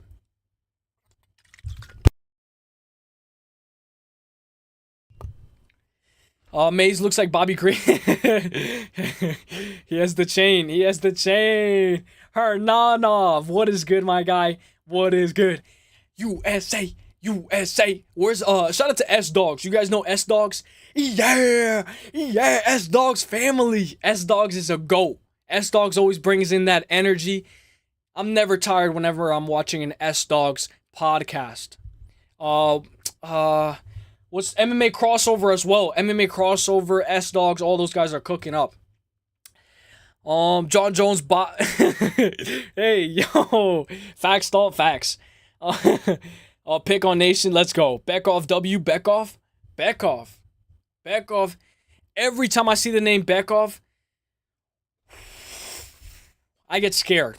Azamat Bekov. What was the other guy that was fighting Johnny Walker?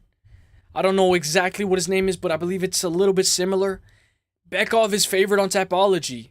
Majority of Tapology is going Bekov by decision, but if you're going Bekov double chance, Bekov by KO on points is very good. Ryan Loder's coming off of that win over Robert Valentin. How good is Robert Valentin? We saw him against Torres Finney defending very good takedowns against the fence. Torres Finney couldn't take him down, and when he did take him down, he would slam him up big, but even then, Robert Valentin held his own. He held his own in that fight. And that was a very good performance from Ryan Loder, but I will say Robert Valentin has that power. You know, this guy was finishing everybody. He was on a tear. I picked Robert Valentin against Ryan Loder. And then he gets him in the crucifix position and he starts elbowing him. And I'm like, holy shit. Like, Ryan Loder is a problem. Ryan Loder is going to have to wrestle this fight. I don't know how good it will be. We know Zach Reese just lost to KO against Azamat. I like Azamat. I like Azamat in this fight, but what are we going to do? Azamat by KO or submission? Azamat by KO on points? Azamat by decision? Let me know what you guys are saying.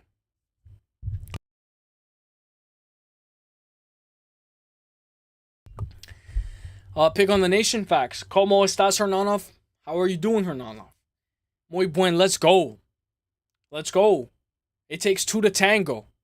Tango chingy. Let's go. De hambre. You're hungry. Let's go. I hope you get some good food later, Hernanov. W. Hernanov. Man, don't bring up Finney. Dude, I bring him up just for you, Pepino. I'm not even going to cap. I'm not even going to cap. Pepino, I brung him up just for you, Pepino. Let's go, Torres Finney. The GOAT, Torres Finney. The GOAT. Nah, I'm just kidding.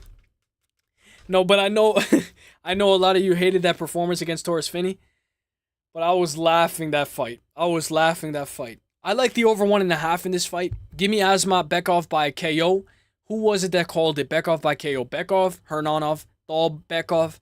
I see you guys are on the Bekov side. 50-50. 50-50 fight. Loder, I just met her. Hey. Lane, Ayer. Ayer. Sorry. My shit is wrong. I'm off. I fucked up. Yana Santos versus Miesha Tate. Let me get the poll.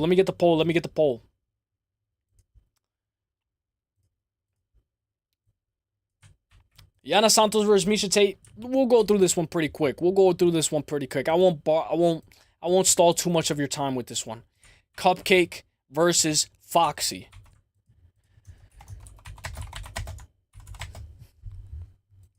Alright, so my Spanish is a little off, so we're going to try right here. Lane, ayer comí tacos de... Oh, okay, that's going to be good, Hernanov. I knew that was good. I knew that tasted good. I know you always eat good, bro. Let's go. Yana Santos versus Miesha Tate. With this fight right here, 20 wins, 9-0 for Miesha Tate. Miesha Tate beat Julia Alva. I don't know why I picked Julia Alva, but I picked Julia Alva against Miesha Tate. Chelsea Chandler for Yana Santos. I will say Yana Santos was on a massive skid, and I thought she was going to lose to Chelsea Chandler, but she didn't. She did not lose to Chelsea Chandler. Majority Tapology is going Tate by decision, but Tate needs to wrestle. We know Tate notable losses are to Amanda. Did she beat Amanda Nunes? I think she lost to Amanda Nunes. She lost to Amanda Nunes her title. She lost to Raquel Pennington, Ket Rivera, Lauren Murphy. Who loses to Lauren Murphy? And then she beat Julia Alva. Wait, Misha's back? Yeah. Okay, so let me tell you what card this is. Sorry for... Let me give you some more context. Davison Figueiredo versus Sandhagen. This card, this is where Miesha Tate is back. She is back. We have a couple of more fights to go. Burrito tacos are overrated. I like them. They're pretty good. Voy a comer taquitos de pollo ahorita. Let's go, Hustle Bones. Let's go. I love burrito tacos. They're my favorite type. Yeah, Sterling and Crossover deserve shoutouts. Facts. Is that his name? I didn't know that was his name. That's actually a pretty cool name. Tate, let's go, Tate. Let's go, Plug. I'm glad you're on the right side. Because I'm going Miesha Tate as well. I believe majority of you guys are going Miesha Tate. 100% of you guys are going Miesha Tate. Don't really like him, Prep. Maybe it's just me. Yeah, maybe because too much oil, right? There's too much oil. Right here, I'm going to go Miesha Tate. Over 2.5, Miesha Tate by decision. Maybe Miesha Tate by submission on points as well. Now let's get to the good stuff.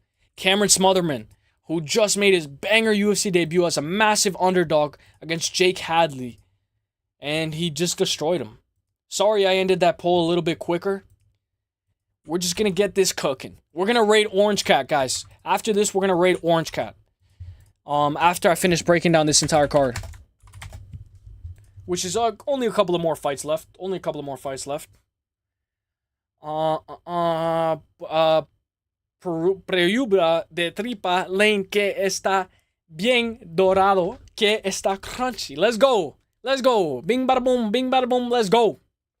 Hobknocker, what's good, Hobknocker? More oil, always. Yeah. I know some people collect all the oil and like they dip it. So, you know, that is crazy.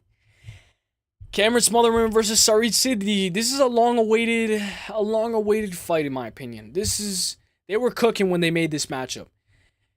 I see Thal saying City sucks, but you know, I thought he beat Roman Tavares by split. I thought he beat him that fight. But Roman Tavares won that fight. I don't know how he won that fight. Then he beats Garrett Armfield. In my opinion, I think City's very good. I think he's very good, but he's only 1-1 in the UFC. He did get bloody up against Roman Tavares. He doesn't move his head. He moves in a straight line backwards. Cameron Smotherman has power.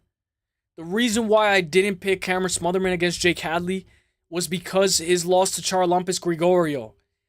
This guy lost to Chung Hon Lee, I think. Or who did this guy lose to? He lost to, who did Charlampus Gregorio? He lost to Chad Ellinger. I thought he lost to somebody else, but he lost to Chad Ellinger. I thought that was a pretty bad fight for Charlampus Gregorio. I think he just got, like, he just got finished so bad. But Cameron Smotherman for the dub for me. For me. Let me get a towel.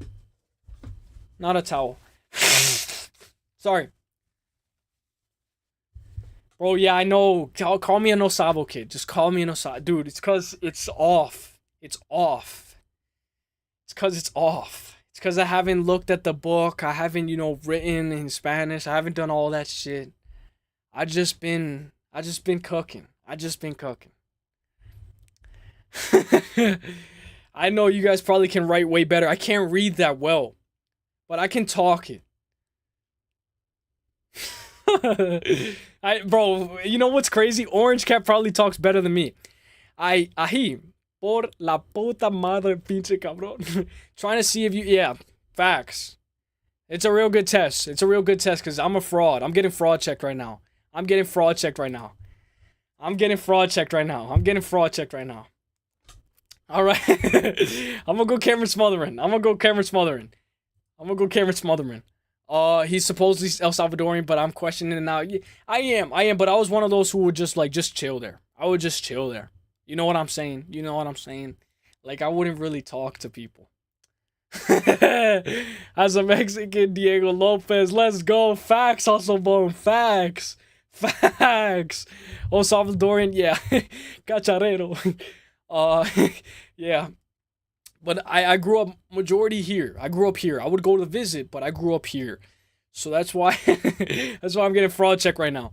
But I'm going to go Cameron Smotherman. I'm going Cameron Smotherman by decision. Maybe by KO on points.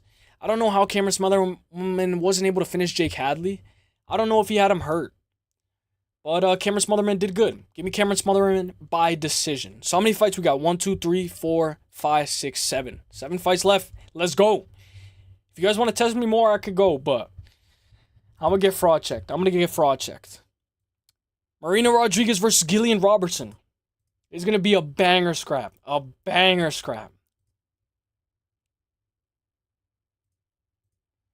I like Marina Rodriguez. Like, I think that's the only reason why, like, I pick her. Like, she's very good. Against Lucindo, she could have won that fight. Against Jessica Andrade, she could have won that fight. Hernan of Mexi or not? I think so.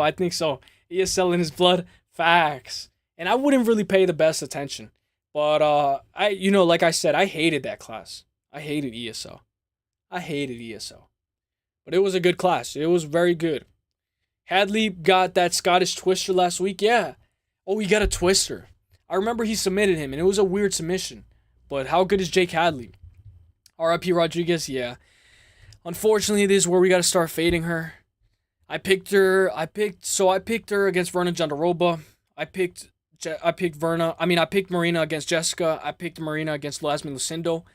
And it's because of her striking style. Like, I like when she's in her striking element. I'll say a notable win is against Mackenzie Dern, when she went 5 rounds against Mackenzie Dern. Amanda Ribas, where Amanda Ribas was put on skates. And then Yan Shannon by split decision. Very good win for Marina Rodriguez. Notable wins for Gillian Robertson. Let's cook. Notable wins, Pauliana Viana, who we know is fighting Jacqueline Amarim. Luana Pinero, who, remember, she elbowed her butt, I think.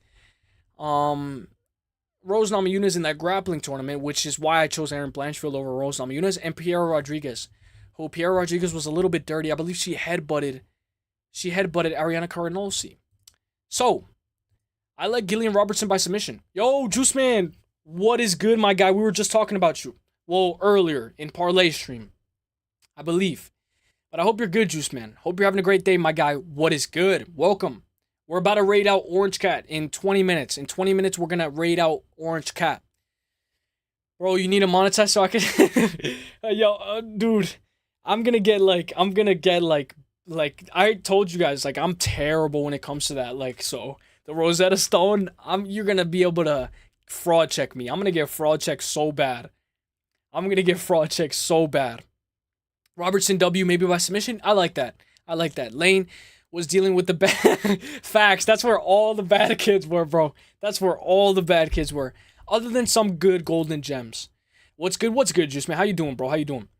Hustle Bones. Bro, I'm literally pure German. Swiss and Spanish accent is better.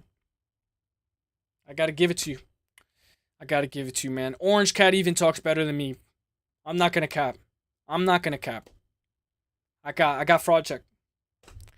I gotta get better. I'll get better. I speak Portuguese. Hey. Obrigado. That's all I thought. That's all I got. Let's go. Hope they were good words. Oh, yeah, they were good words. Juice Man, every time we talk about you, it's always in good spirit. Juice Man. Shout out to Eazy-E. Let's go, Juice Man. Gene. Okay, I don't know if I could read Portuguese. LOL. Facts. So I'm going to go Gillian Robertson by submission on points. Let's go arm triangle. Let's go Gillian Robertson by arm triangle. Has she gotten an arm triangle before?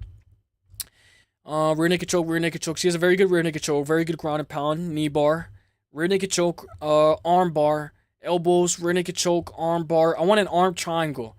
I'm thinking, Marina Rodriguez is on her back. And Gillian Robertson gets her first ever arm triangle in the UFC. So let's go Gillian Robertson for the dub. Arm triangle for me. Let's go.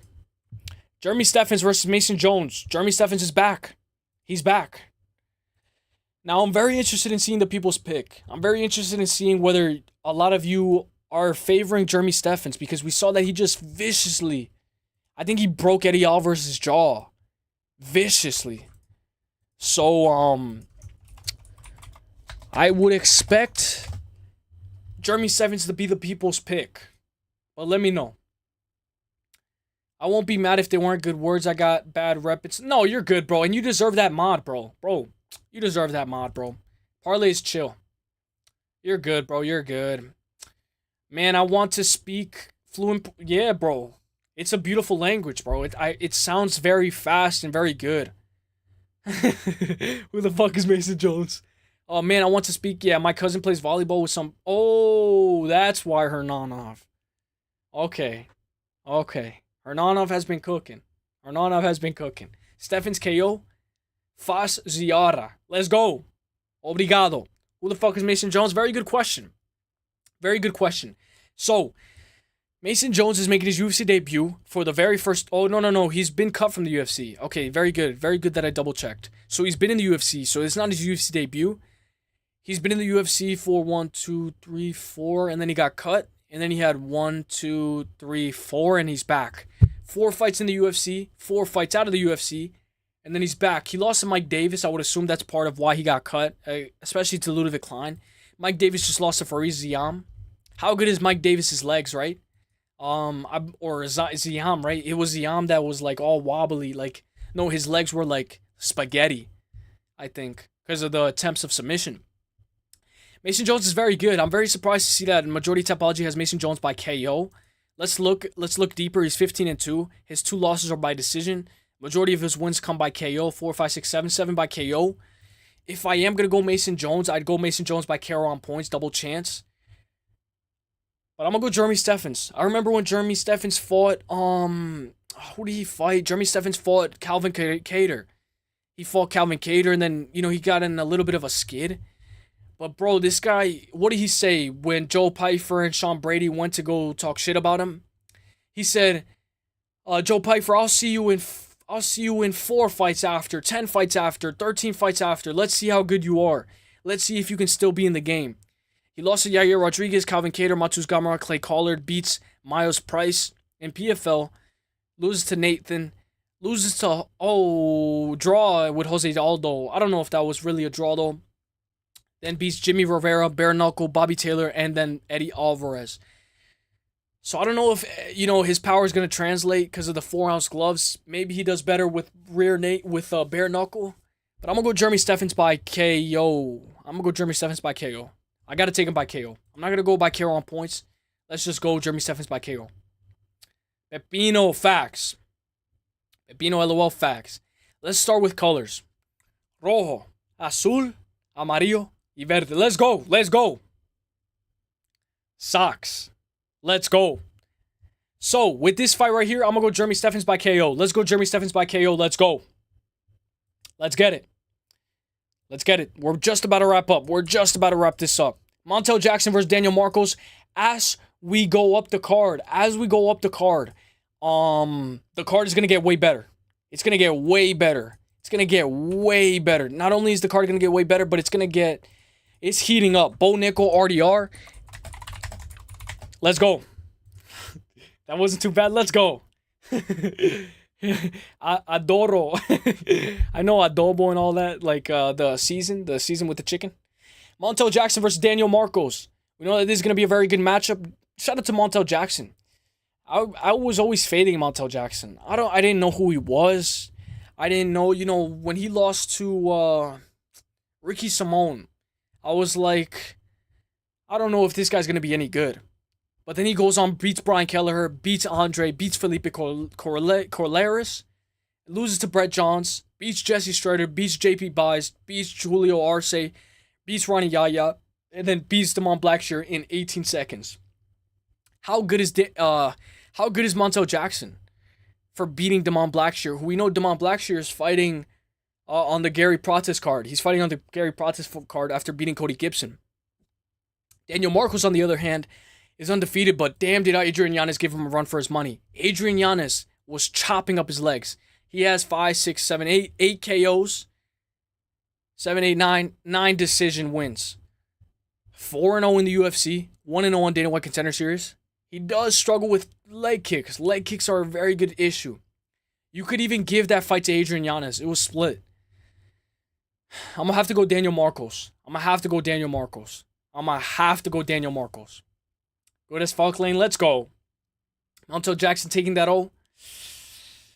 What is a good Sarko parlay for the upcoming card? Let's cook. Great question, Casey. Great question. Let's cook. By the way, Casey, you should break down the Garry Prates card a little bit early, or the next time you go live. I'm interested in seeing who you got. I know, I would assume maybe you got Prates, but let's do a Psycho parlay.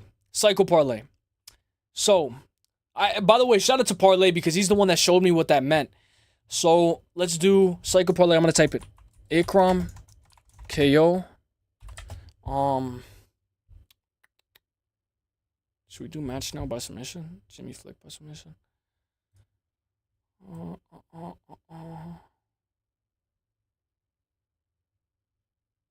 Okay, maybe we could do Pereira by submission.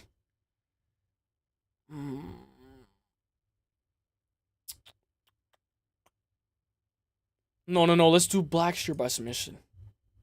Yes.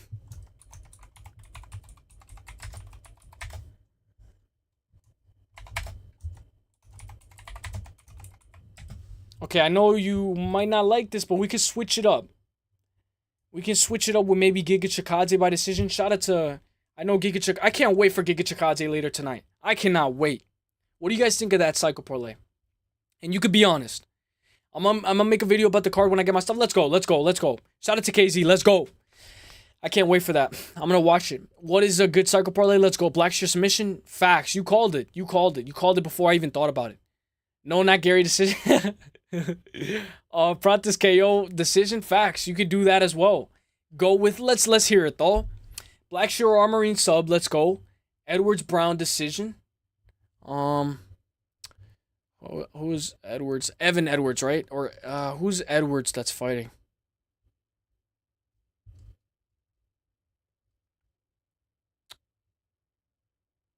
Yeah, but true. Let me look. Edwards Brown decision. Facts. Where's the Randy Brown? Okay, right there. Okay. Alaskarov, Zan KO. Yeah, we could do Zan KO too. We could do Zan KO. Prates KO is the only pick. I'm gonna make a video about the card. Prates. Bro, imagine that parlay just crashes and burns. Imagine Ikram doesn't get the KO. Blackshear doesn't get the sub and Gary gets knocked out. You guys could do, Jocelyn Edwards. How could I forget Jocelyn Edwards? Yes, Jocelyn Edwards. Let's go. Jocelyn Edwards, let's go. The woman. All right, let's go. Banger cycle parlay. Great question, KZ. So with this fight right here, I'm going to have to go Daniel Marcos. I'm going Daniel Marcos. Daniel Marcos for the dub. I got to start hurrying this up because Daniel Marcos for the dub. I'm going to go Daniel Marcos, 17-0. You better check those leg kicks and you better be careful because this guy, Montel Jackson, is going to test that chin. He's going to test that chin. I'm going to go Daniel Marcos by decision. But I know if you want Montel Jackson, take Montel Jackson by KO on points. Me personally, I don't think Daniel Marcos is going to KO Montel Jackson, but he is very good at winning a decision. So let's go up the card. Junior Tafa versus Tuco Tacos. Now, shout out to Hustle Bones because Hustle Bones had a very good nickname for him. He called him Tuco Tacos, I believe. Tuco Tacos is he's being fed to the wolves. I think this is a very good tailor matchup for Junior Tafa.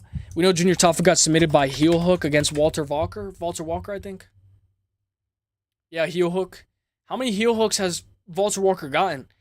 And then he just beat Seen Sharaf by KO. I think he needed that KO. We know he stepped in for his brother. His brother stepped in for him as well on short notice.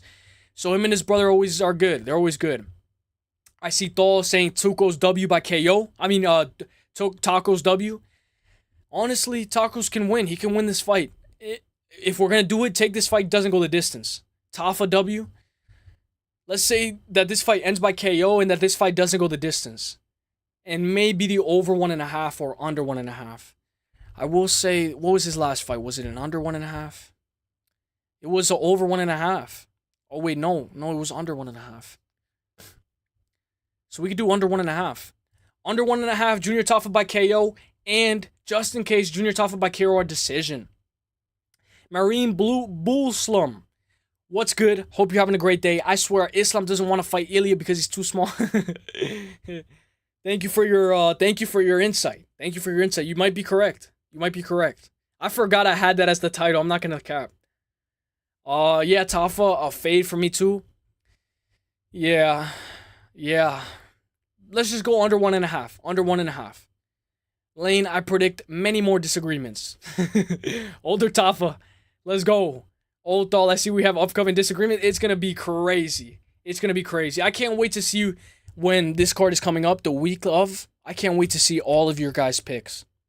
Santiago Ponzinibbio. How good is Santiago Ponzinibbio? This guy's a GOAT. I'm trying to go a little bit faster, guys, because we are almost on the main event. All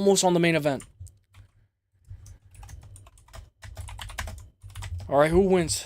And then we're going to rate Orange Cat. Tafa bros only spar with each other. Damn. I know the Tafa bros were like threatening Walter Walker or something like that. Like they were like, you better not get out of your hotel. And if they're all like Jim Miller, pick them, I'll be coining. Lane probably picking Muniz against Alaskarov. Ooh. Let's go. We'll see. Ponzi scheme. The Ponzi scheme. Shout out to Pepino. Dude, I hope Baby Sharp goes live this week, bro. I hope Baby Sharp goes live, man. I don't know if Prediction Tracker uploaded his video, but like, I don't know. Like, there's no content. Like, I need to see more content, some more MMA content. I got Alaskarov. I think we'll agree here. I'm going to go Ponzinibbio. 30 8-0, 30 wins, 8 losses, and 0 draws. 73-inch reach versus 74. We know Daniel Rodriguez just beat Alex Morono by split decision, which is a massive red flag in my opinion. I don't know how that was a split. I don't know. I got to rewatch that. Kelvin Gastelum lost to Ian Machado Garry. How good is Garry? We're going to be talking about him later. No. This is not the same card. Neil Magny lost by Darce choke. I don't know how you get submitted by Neil Magny, but it happens. Santiago Ponzinibbio has lost to Mitchell Pereira, Kevin Holland, Muslim Salikov. A banger, notable wins for Ponzinibbio, Miguel Baeza, Mike Perry, Gunnar Nelson, and Sean Strickland. Very good notable wins. Notable wins for Daniel Rodriguez. Kevin Lee, Jing Liang, who, in my opinion, I thought Jing Liang won that fight. But Jing Liang, and I'd say maybe Quentin McTorrell. Maybe. But I'm going to go with Santiago Ponzinibbio by decision. 2 unks, facts. I know, shout out to Thal. Thal has D-Rod. D-Rod by decision. I think he would say. I think he's going with D-Rod. D-Rod for the W, maybe by decision. We can do an over 2.5. We could do Ponzinibbio by decision. And if you like Daniel Rodriguez, you could do Daniel Rodriguez by decision. One thing about Ponzi is his leg kicks. He has good kicks, but I don't know if he's chinny. Or sometimes he just gets caught. Against Kevin Holland, it looked a little weird. But he was doing good that fight. Jeff Neal wasn't able to finish him. Which, in my opinion, I thought Jeff Neal at least, has a little bit of power. So, shows how good Jeff Neal is. How good Santiago Ponzinibbio's chin is as well. Maybe it's on the decline, but I don't know if Daniel Rodriguez will crack it. How many KOs? 4, 5, 6, 7, 8 KOs. I'm going to go Ponzinibbio by KO on points. If you like Daniel Rodriguez, take him by KO on points. I think Daniel Rodriguez is going to be a... Thal said fuck D-Rod. I think Daniel Rodriguez is going to be a favorite. I don't know if anybody has the odds, but I think Daniel Rodriguez would be a favorite in this fight. So I would like Ponzinibbio as the dog. If Ponzi's the favorite, I don't think I'm going to touch it. But I'll go Ponzinibbio. Let's hope plus money. Let's go. Ponzinibbio for the dub. Now this is my most anticipated matchup. I am ready to see what you guys are saying for this one. After this, we got the main event, and then we're going to go raid Orange Cat. So let's go. Reinier de Ridder versus Bo Nickel. Fuck.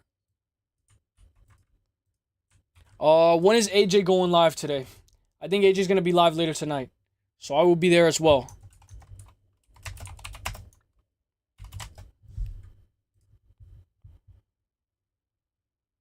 Hide the blunt. The mod. You know what? Let's get this guy out of here. Let's put him in timeout. I've never put anybody in timeout. Other than on another channel.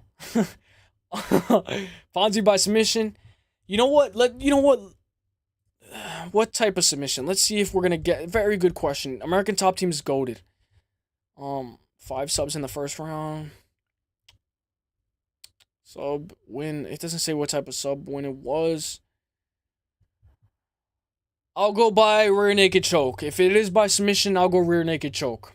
But right here, this fight right here might end in submission. This fight right here is by far one of my most anticipated fights on the entire card. I think my chat kind of okay, we're good. Nah, fuck D-Rod. Yeah, facts. Although I was kind of upset when he got robbed against Kelvin Gastelum. Ponzi by sub, very good question. I think it hits. Ponzi scheme. Lane, you like lengua tacos?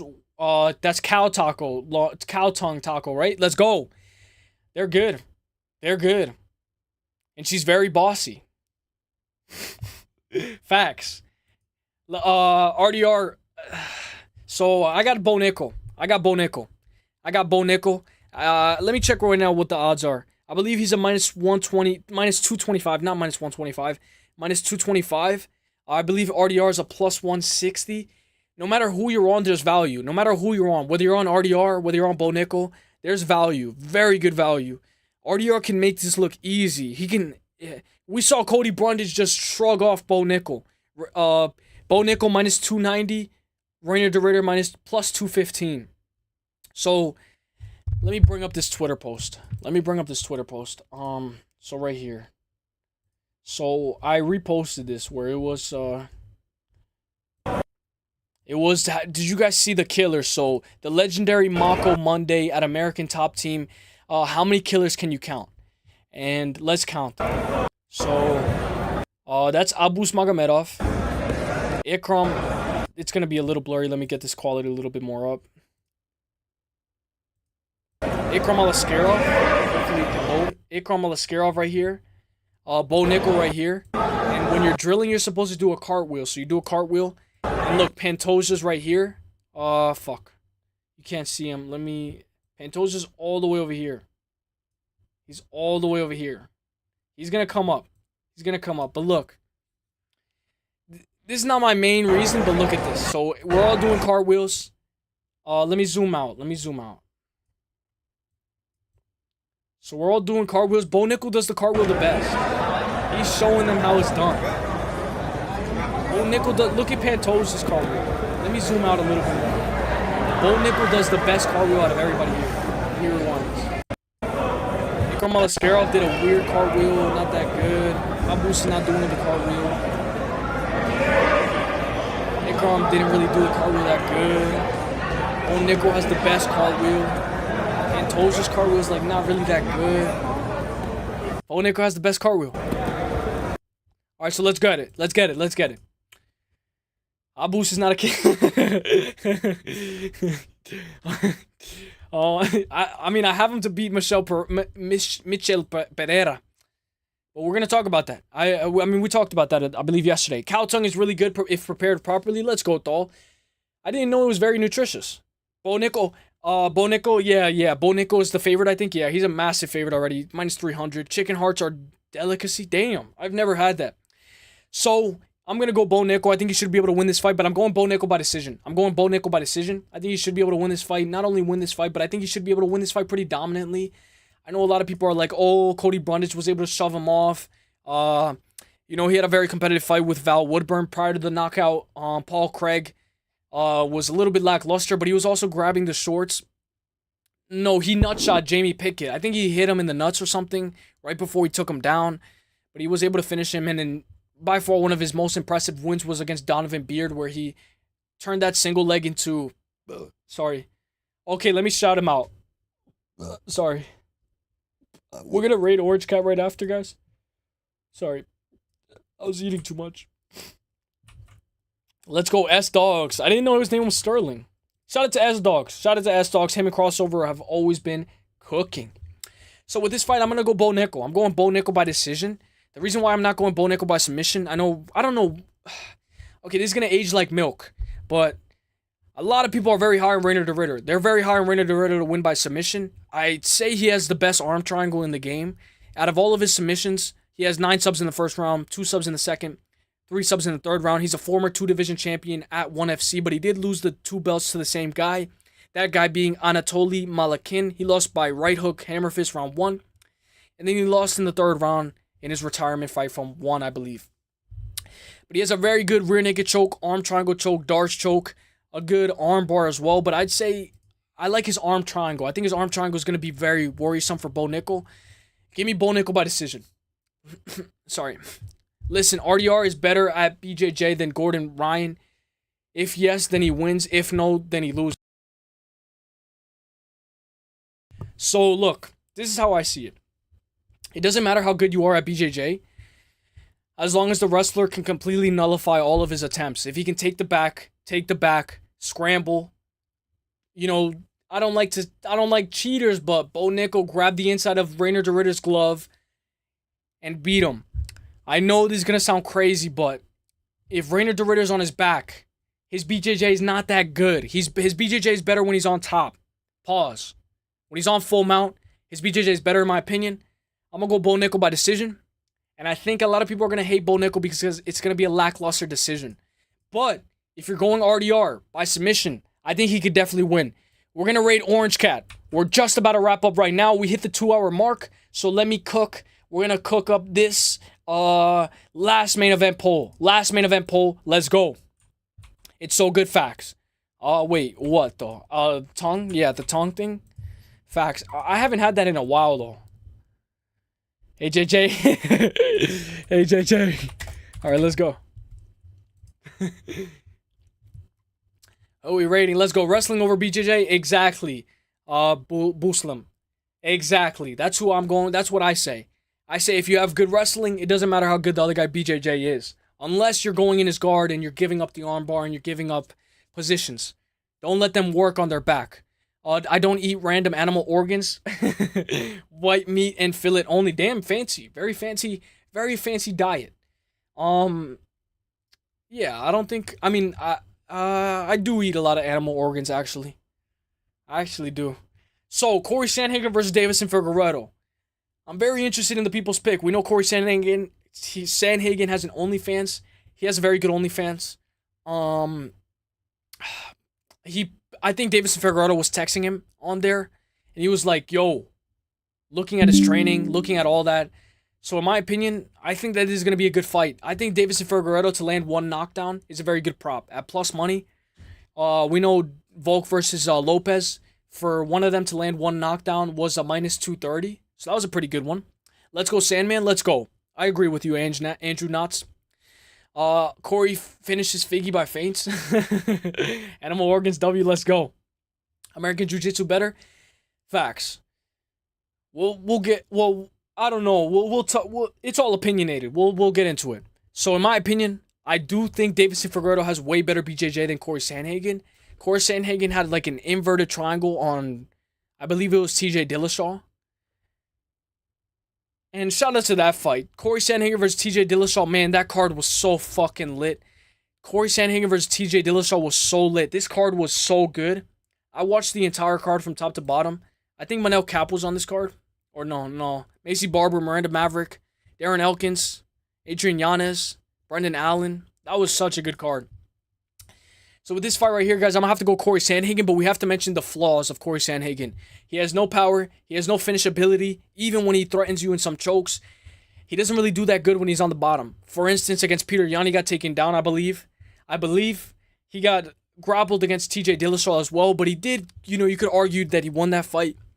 And I don't want to say this, but I think Sandman is a little chinny. I think he's a little chinny, or he's a little off with his cardio.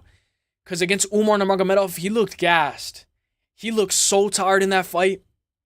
Against Rob Font, he's wrestling this guy, and he's like a boring style, like only a guy who's tired, no ground and pound, no ability to finish. Marlon Vera split decision, lackluster fight. Wrestling, Song Yadong, it was a little lackluster leading up to that fight, but he had a good elbow that landed. So I'd say him not being able to finish Deiveson Figueiredo is going to be a massive red flag. Deiveson Figueiredo is going to be having all that power. He's going to be able to just run right through. This guy just stalks down. Look at what he did to Joseph Benavidez. And shout out to Joseph Benavidez because he's with Megan O'Leary. He's winning in life. But Deiveson Figueiredo mauled Joseph Benavidez twice. He killed him. And he stalks him down, walks him down. He even dropped Marlon Chito Vera. He was the first ever guy to drop Marlon Chito Vera. And he could definitely drop Corey Sandhagen. I'd say Deiveson Figueiredo to land at least one knockdown. That's a good prop. Maybe the over 2.5. Maybe the over 4.5. I would expect that this fight goes the distance. Even if Sandhagen loses, I think his chin would hold up. I will say this is a very important fight because let's look at the rankings. When we look at the rankings in the bantamweight division, we look at Sandhagen, number 4, versus Deiveson Figueiredo, number 5. The winner of this is one away from a title shot. One away. So I'm going to go Corey Sandhagen by decision. But I think Deiveson Figueiredo is going to drop him. It might look like the Brandon Moreno fight. You know that this guy shoots for like heel hooks and crazy stuff in the middle of the fight. This guy has some of the best scrambles. Yeah, his striking is so underrated. Just like Pepino said, he hits you so hard that sometimes he has his hands low and he has very good head movement. But that loss to Peter Yan, no shame in that. No shame in that. If anything, you could say that maybe he did a better performance against Peter Yan than Corey Sandhagen. Corey Sandhagen got dropped by Peter Yan in the 5th round, or the 4th, I think, with a spinning back fist. And it was a very competitive fight, but Corey Sandhagen showed that he got tired. I'd say a route to victory for Deiveson Figueiredo is to maybe, shoot. Maybe hold him against the cage for a little bit just to hold your gas tank. I know Corey Sandhagen's the guy that's the wrestler, but, throw him off a little bit. You know what I'm saying? Like, go in, stalk him down, land your shots, but then also maintain your stamina. Because, Deiveson Figueiredo has been to 5 rounds. I think he's been in more 5-round fights than Corey Sandhagen. He went. Okay, so obviously it was a UFC Fight Night, but I believe that was 5 rounds. Joseph Benavidez, Alex Perez 5 rounds, Brandon Moreno 5 rounds, Brandon Moreno again 5 rounds. Although it didn't go the full 5 rounds, but Brandon Moreno again 5 rounds. Peter Yan 5 rounds. So he's been 5 rounds at least like 6 times. Corey Sandhagen has been 5 rounds. I believe like only Umar 5 rounds. Rob Font, Marlon Vera 5 rounds, I believe. Peter Yan 5 rounds. TJ Dillashaw 5 rounds.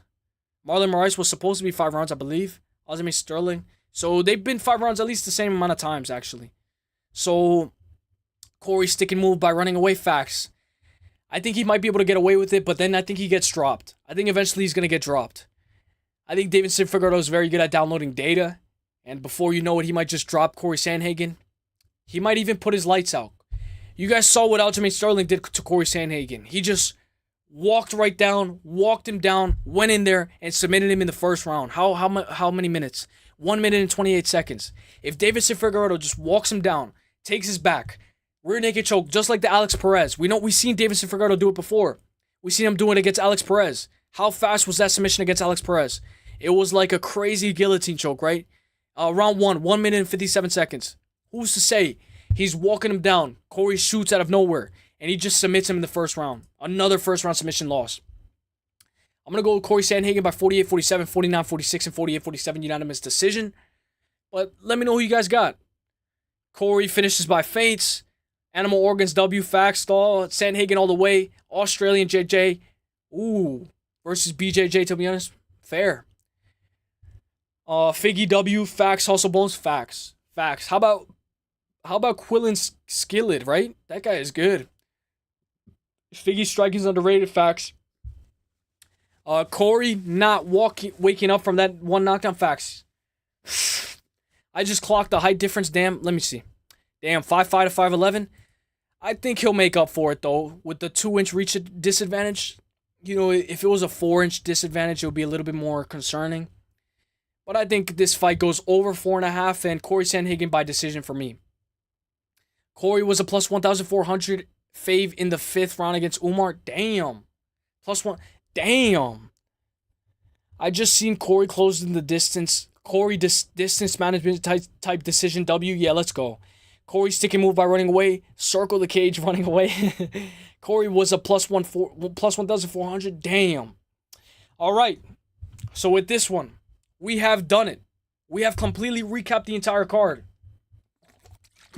I'm going to give you guys a quick recap. I'm going to hit the music. MMA Experts is going to be live later today. Moneyline. Maybe Giga Chikadze shows up. But for now, we're going to go to Orange Cat MMA. I'm going to hit the music. Shout all you guys out. I want to thank all you guys for being here. Shout out to the ones who have been here since the first minute to the last minute. Shout out to you guys. You guys are very much appreciated. But I'm going to give you guys a quick recap and then we're going to head out. If you guys have any questions, I'll hit them. Hit me with your best shot. Bolanos by decision. I like Juliana Miller. I hope she doesn't get cut, but Ivana Petrovic by submission. Thomas Peterson by decision. Asma Bekov by KO. Misha Tate by decision. But I believe the people agree. Cameron Smotherman. The people's pick is Cameron Smotherman as well. I wanted to go Marina. Maybe plus 3.5. Gillian Robertson by decision. Jeremy Stephens by KO. I believe the people agree. Who the fuck is Mason Jones? Montel Jackson versus Daniel Marcos. I'm going Daniel Marcos, but the people's pick was Montel Jackson. Junior Tafa, Tuco Tacos. I'm going Junior Tafa, but I believe a lot of people like Tuco Tacos. I believe the people's pick is Junior Tafa by KO. Ponzi scheme. People's pick is Ponzi. Fuck Daniel Rodriguez. Rainer Dorito Boneco. I'm going Boneco, but RDR by sub is a very good chance. Corey Sandhagen is the pick. I believe the people's pick is Corey Sandhagen as well. So let's go. Bro, my face is on fire from the scorpion chicken tattoo. What? What? Dude, I hope you're good. I hope you can heal very fast. All great picks. Let's go. You guys help me. Rate him. Drop the link. Don't know what channel. I got you. I got you right now. Dude, you made me so nervous. Giuliano's on right now. Giuliano's on right now. So let's go. We're going to hit him with the raid. We're going to head out. Let's go. When you guys get there, just say raid. Just say raid or just say what's up. Just say what's up. Hernanov, I think you'll like this channel. I think you'll like Orange Cat. He's chill. His cat is super chill. I remember WMC was saying his cat was blonde. But I'm going to hit you guys with the outro music, and then I'm going to head out. So let's fucking get it. I want to appreciate all you guys for being here. And go rate Orange Cat. Go show him some love. MMA Expert's going to be live later tonight. But Orange Cat, let's go. He's cooking. He's cooking already. Baby Sharp's going live later today. Let's fucking go, Baby Sharp. Let's go, Baby Sharp. Baby Sharp will be going live, breaking down the PFL main card later today. In 3 hours at 11:50, Baby Sharp will be live. Let's go, Baby Sharp. I'm going to like it. I'm going to give a like. Let's go, Baby Sharp, for the dub. Let's go. Peace. I'll see you guys later. I'm going to hit you guys with the outro music. Yeah, Hernan, you would love OC. You would love... Hustle Bones. Hustle Bones. I'm going to hit you guys with the outro music, and then we go. Let's go. By the way, Thol, thank you for the Bodak raid. Thank you, bro. And Bodak, thank you for the raid as well. Who was it that raided me yesterday? Brutally Honest. Thank you guys for the raid. You guys have been support from London. Shout out to Brutally Honest. Shout out to you. London has some of the best athletes, even the best environment. I think I went to London once, and it was so beautiful. It was so beautiful, especially in the springtime. I hope it's getting springtime for you guys. But this is Orange Cat MMA. Support from London, thank you, my guys. So let's go. I'm gonna hit you guys with the outro music, and let's go. Let me turn on my thing. Go to Orange Cat and Bodak and Brutally Honest. Thank you so much for the raids, guys. You guys have been helping my channels massively, and I'll always remember that. So let's go.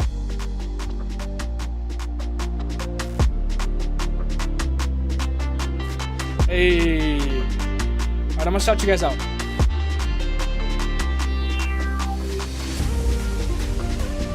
Alright, let's go. We had a banger stream. Banger back to back, right? Banger back to back. Fire on fire on fire on fire. Shout out to MMA Plug. I know this is not all the way up. Let me lower the music a little bit. Alright, so shout out to MMA Plug. Hustle Bones. Shout out to Lane. Shout out to Hernanov. Shout out to Thol. Shout out to Douglas AB Memo. Shout out to MMA Plug. I believe I said that. Hustle Bones. Hernanov Pepino. MMA Plug. Let's go. Let's get it. I can't go all the way up. It's not going to go all the way up. Parlay was in the chat. Who else was Juice Man? Who else was KZ? I can't forget KZ. Hobknocker. Who else was in the chat? I can't go all the way up, but let's go. If I missed you, I'm sorry. Mariam Booslam, let's go. Let's go. Let's go. Let's go. Let's go. Shout out to all you guys. Let's get it. Larry was in the chat. Andrew Knotts. Let's go. Let's go. Let's go. Let's go. I hope you guys are having a great day. Let's get it. Let's go, Andrew. I'll see you in the next one. Let's get it.